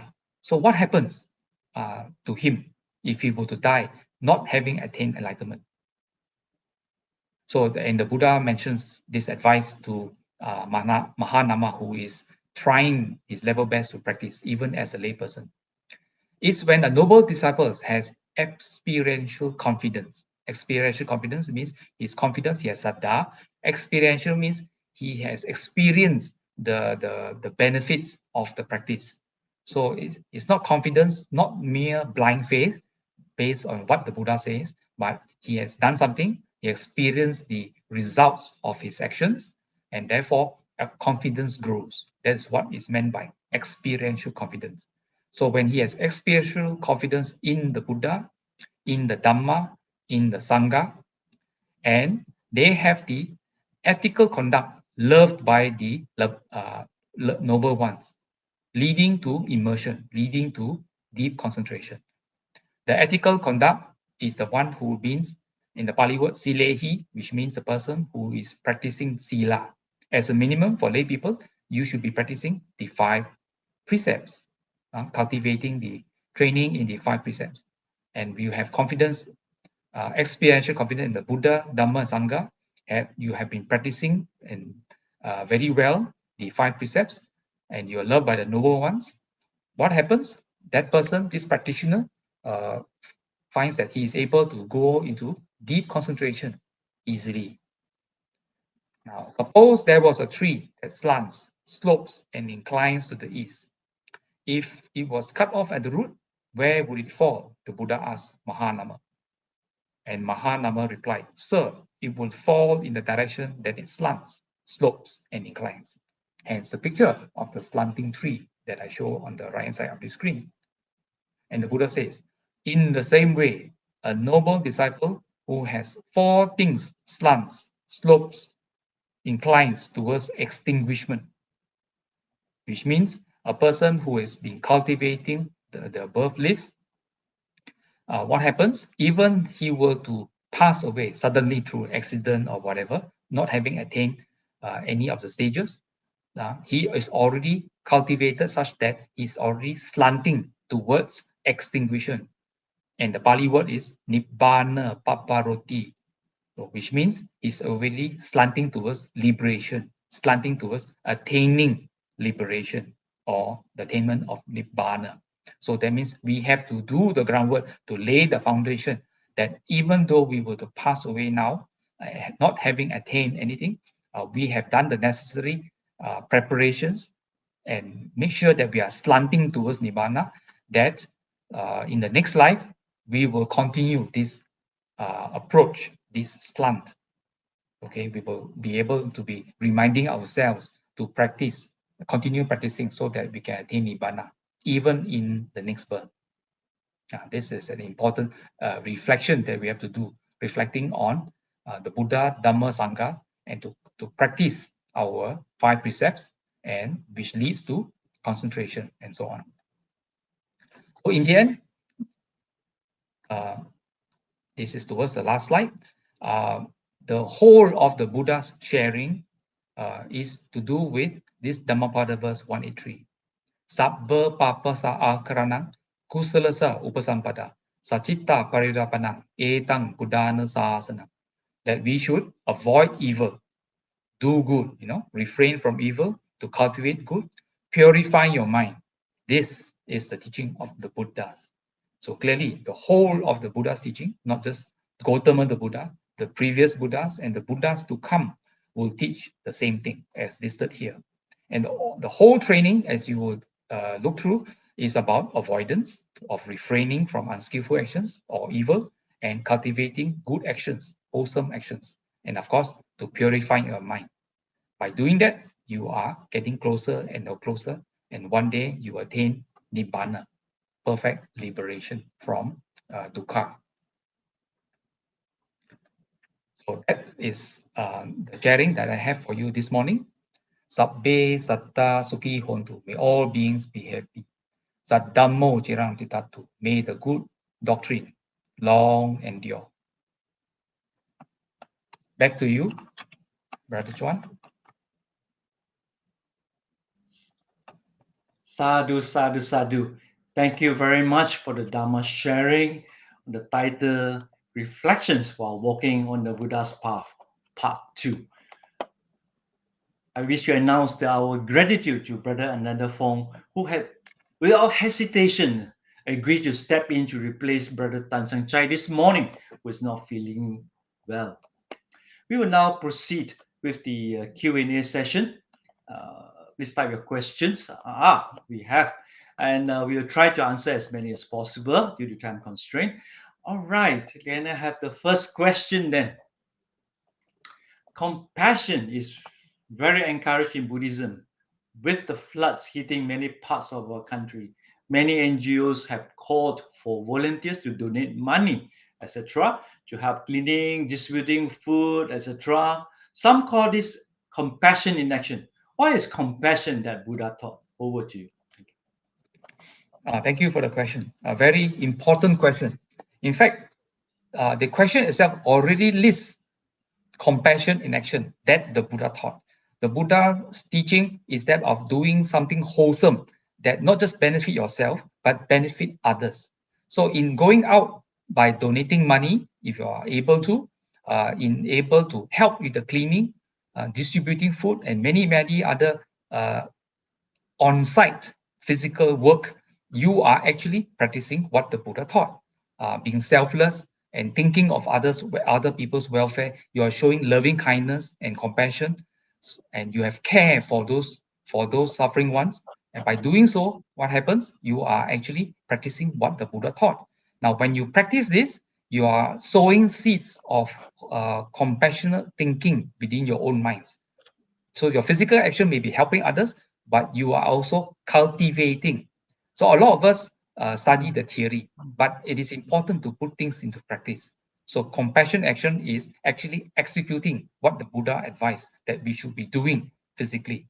So not all of us have the opportunity or are able to go down to the flood waters and to help people and not to do it physically, but whatever we can to encourage others by donating money, by buying stocks in kind, whatever we can do, even as simple as if we may not be rich enough to buy and send money, we are not able to physically go and help because maybe we have physical limitations, but we can also send thoughts of loving kindness, thoughts of care to those people.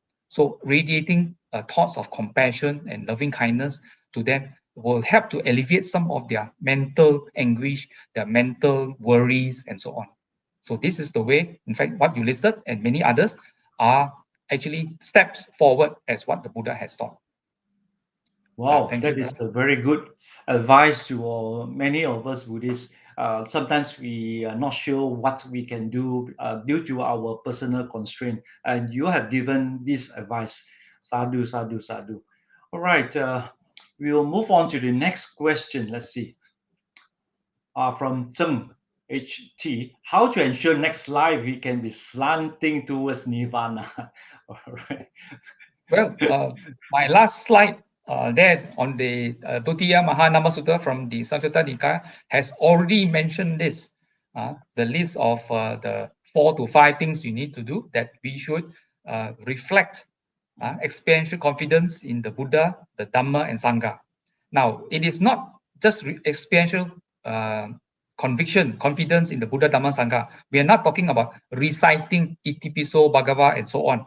Not just reciting that. We are talking about going through the 9 qualities of the Buddha, the qualities of the Dharma, the qualities of the Sangha, we reflect each and every one of those qualities.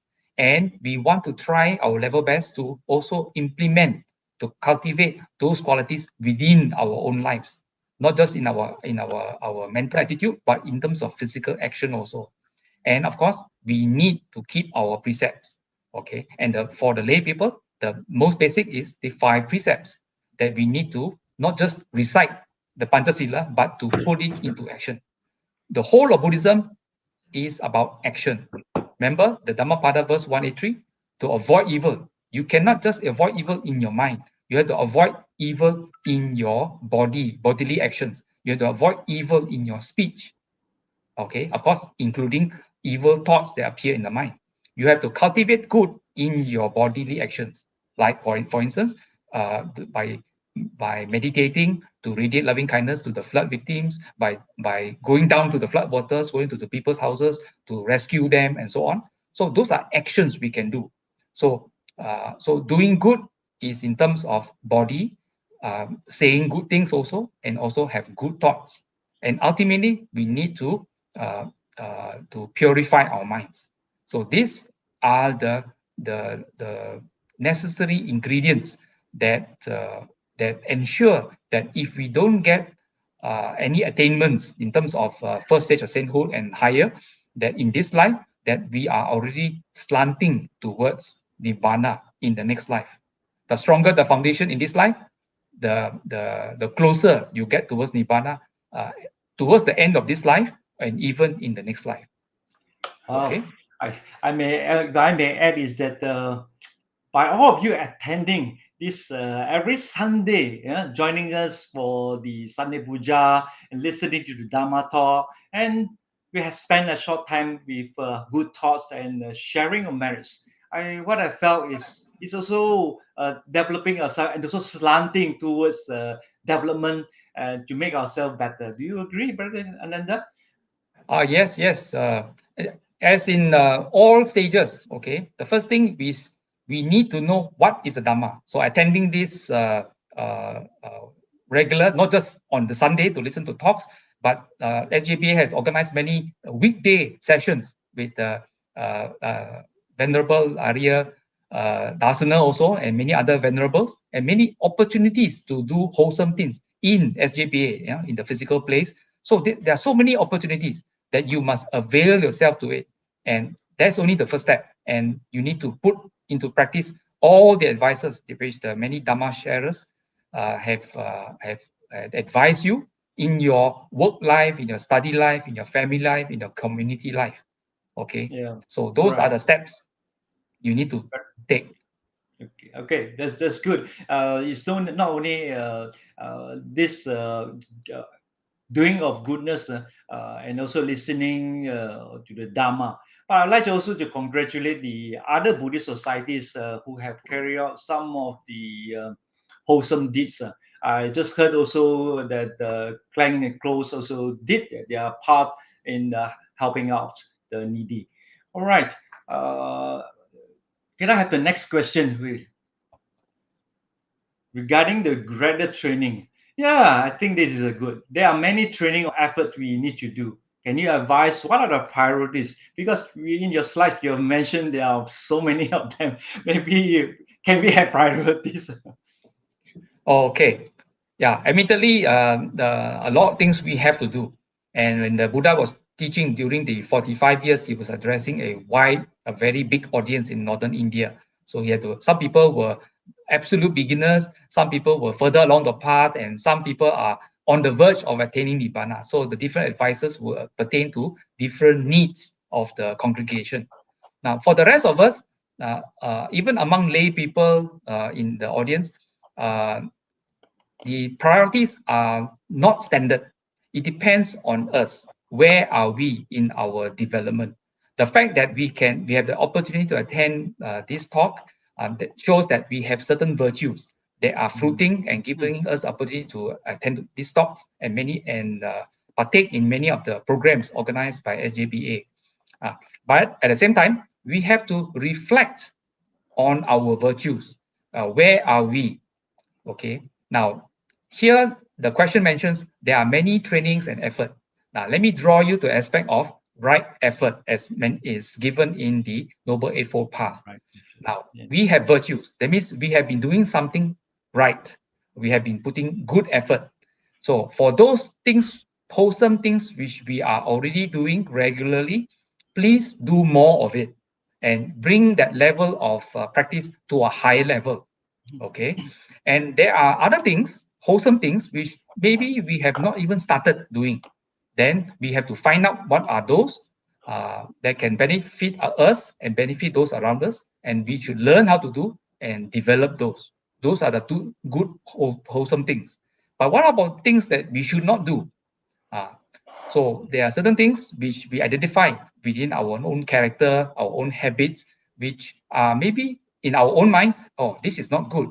This breaks the 5 precepts or some of the precepts that we should try our best to step by step weaken and finally abandon. We may not be able to stop breaking any one of the 5 precepts immediately, but we can weaken it with constant reflection, replacing it with wholesome deeds, so that ultimately we literally find it easy to stop doing those unwholesome actions.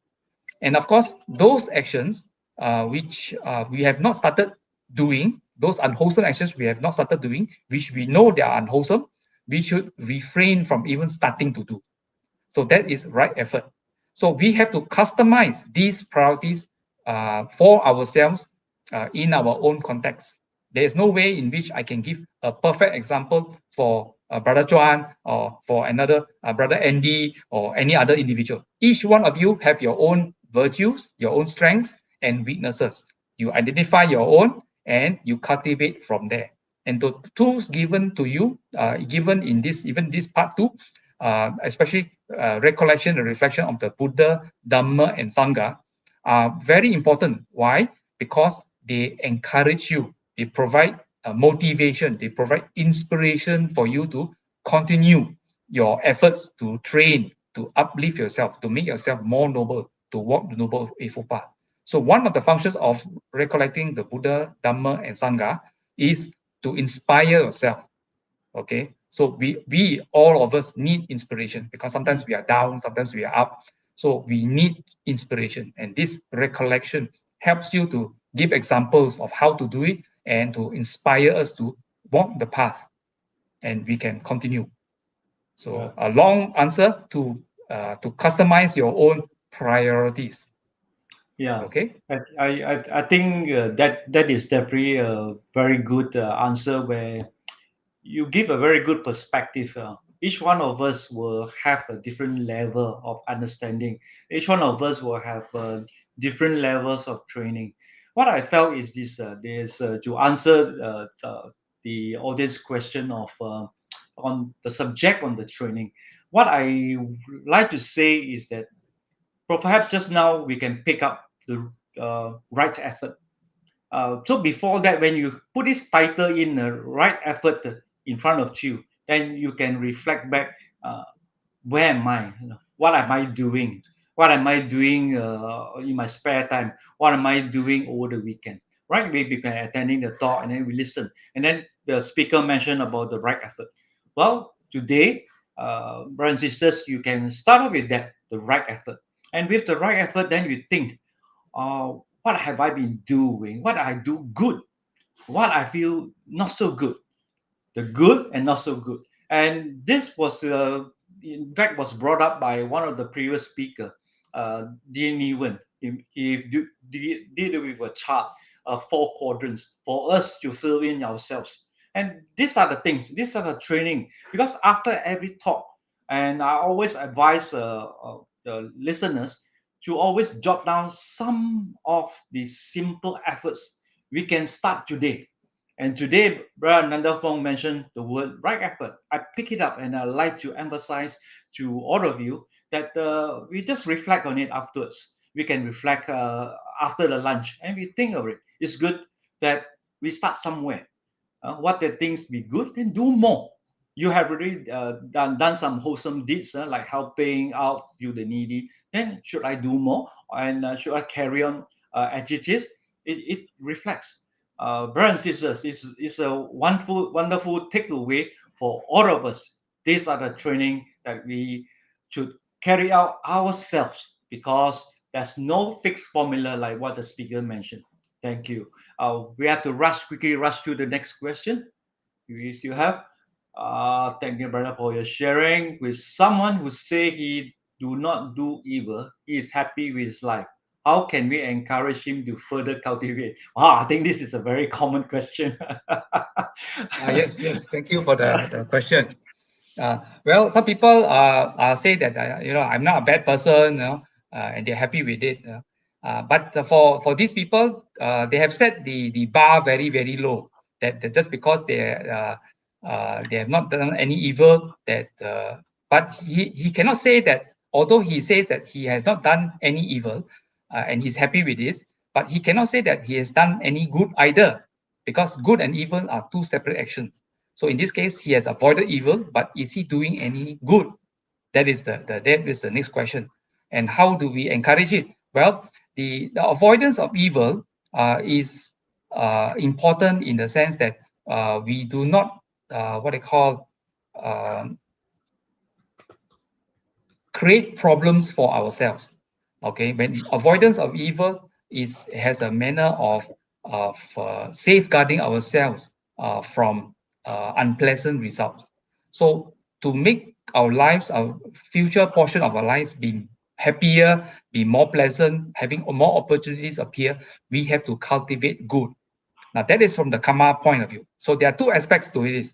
One is the creation of karmic energies to what they call to make our life more pleasant in the future by doing a lot of wholesome deeds. But the other aspect of doing the same deeds by generous, but having the right attitude towards being generous, is that to uplift our character. So when we do something like for instance, we donate certain money to certain charities, uh, our attitude to that donation is very important, before, during, and after. Now, if we have the attitude of just, we want to help out that association that's helping the flood victims, okay, you just give the money with the thought that, may the future portion of our life be more pleasant because they believe in karma. Okay, so actually those wholesome results will come back to him or her, and the person will have a pleasant life. But at the same time, if the person before, during, and after donating money for the same cause, the person will also think, may this donation also help those victims, but may this donation also help me in my cultivation of uplifting my character, bringing my character to a higher level. What happens is that that person's money will help the flood victims. The person having done wholesome deeds will generate wholesome karma that what they call gives him a pleasant future life. That means the later portion of this life or in the next birth. But at the same time, since he has a thought that he wants to uplift his character, that also has a factor. So he has additional benefits of thinking of straightening or cultivating and uplifting his character. So he becomes a more generous person also. Okay, so there are many ways in which we can do good things. But one thing is avoid evil is avoid making trouble for yourself in the future portions of this life or the next life. Doing good, you create opportunities for a more pleasant life. But if you do it with the purpose of improving your character, then you get both. That means pleasant life, future portion of this life, plus improvements in your character. So people will like you more in the sense, okay, and you feel better about yourself. So when you next time, as in the earlier slides I showed, when you review your generosity, when you review your wholesome, your moral standing, you will note that you have over time practicing the 5 precepts and so on, you have become a more generous person because you are, when you give, you're not just giving, but we also have a view of improving your character. So you gain something extra, as to opposed to just mere giving. Okay. Yeah, so this correct. is the aspect. Yeah, good. I may add on is that my opinion is that probably is we continue to do what we feel is wholesome, and we can show example to others. Maybe may it be your relatives or your friends or your children. We get them involved. Get them involved is one way. I think that would be good. For a start, I always encourage is to send the this online link to them, all right, regularly, weekly, and you can send them or send a reminder by just clicking it to them. That's one thing. If you don't attend, it's all right. Then how about your other compassionate activities? Well, you can send your pictures to them is another way, and tell them, hey, do you want to come along? You want to come along to join me to do something wholesome. That's my personal opinion. It's up to the individual, and it may work or may not work. And there's a comment regarding about training, because right now our societies are all being restricted, and they won't be physical, but on online. And perhaps we next year we will see how what are the talks or training we are talking about. Yes, actually we try to we know that everybody will be staying at home, and it's a very good opportunity for the Buddhist society to reach out to all of you, to give you some ideas and encourage you to reflect. And those training are very important. And during the weekday, when there are opportunities to do this, we will always inform all of you. Right? Important thing is to join us every week in this Sunday. Just fix your time, join us together with your families. All right. I think the time constraint, we have to go to the next part. I must say is that we had a very good discussion in this Q&A session. Also, thank you to those who have forwarded the question, participated in the morning puja, and to listen to the Dharma talk, and actively listening and reflecting within ourselves. And with that, I would like to mention is that we also must have some thoughts to those who are suffering. Many of you might have looked at the videos in the YouTube in places that is flooded. It's is definitely a difficult time for these people who are suffering right now. They are being taken out of the home. And brothers and sisters, with this Dharma sharing and the discussion, and let us share and dedicate merits to all living and departed relatives, families, friends, and all beings. This morning, we like to also to again and again thank Brother Nanda for stepping in, and we had definitely learned a lot from the speaker. This morning, we would like to especially dedicate merits to our speaker, Arya or Brother Tan Sang Chai and Sister Karen Chia. May they have a speedy recovery. May they be free from harm and danger. May they be free from suffering. Sharing of the merits. Imang no punya bagang mata pitunancha acharya nancha sabba satanancha sabba mittanancha sabba nyatinancha sabba petanancha sabba devatanancha bhajima. Imang no punya bagang Sabba satanang dema, sabbe sata sukita hontu. Idang me nyatinang hotu sukita hontu nyatayo. Idang me nyatinang hotu sukita hontu nyatayo. Idang me nyatinang hotu sukita hontu nyatayo. Imina punya kamena mame bala samagamo satang samagamo hotu yava Vanapatiya Idang me punyang asavakaya vahang hotu Idang me punyang nibbanasa pacayo hotu. Sadhu, sadhu, sadhu.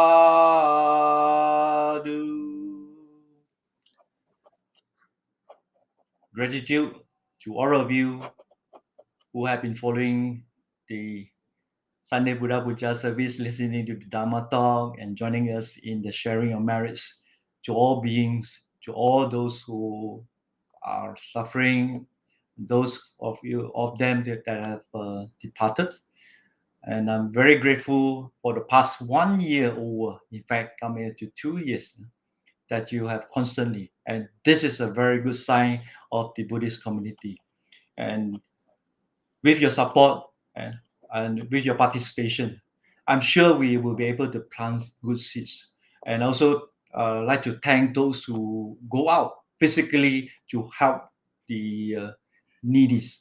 And many of the societies have gone over to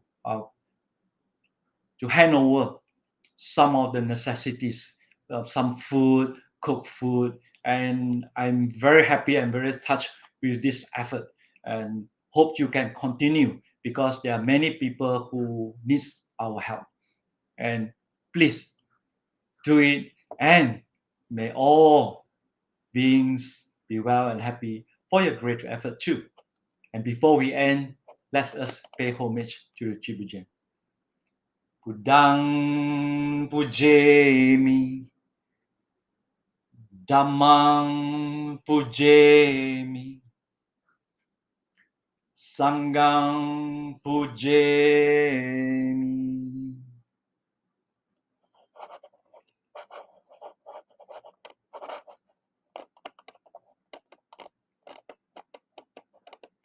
Thank you with the great feedback, with the kind words that you're all posting in. Thank you very much. And I wish you all Happy New Year. This is the end of it, 2021, saying goodbye to it. And today is the fourth online Sunday Buddha Puja service.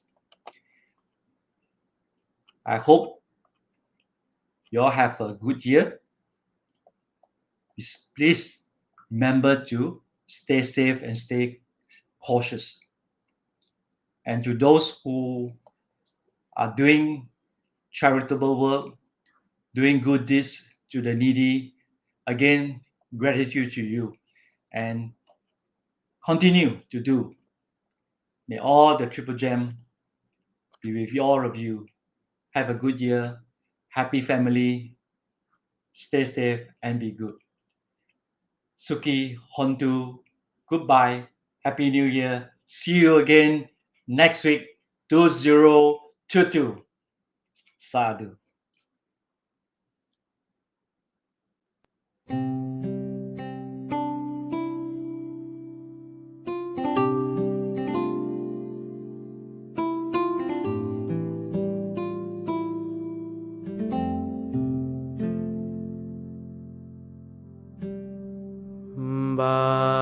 Bahung sahan semabhinim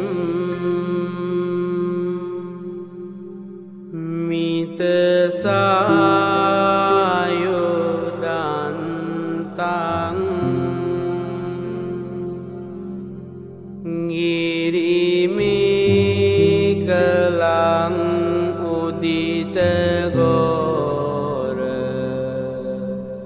sasene marang dana di dhamma vidina jita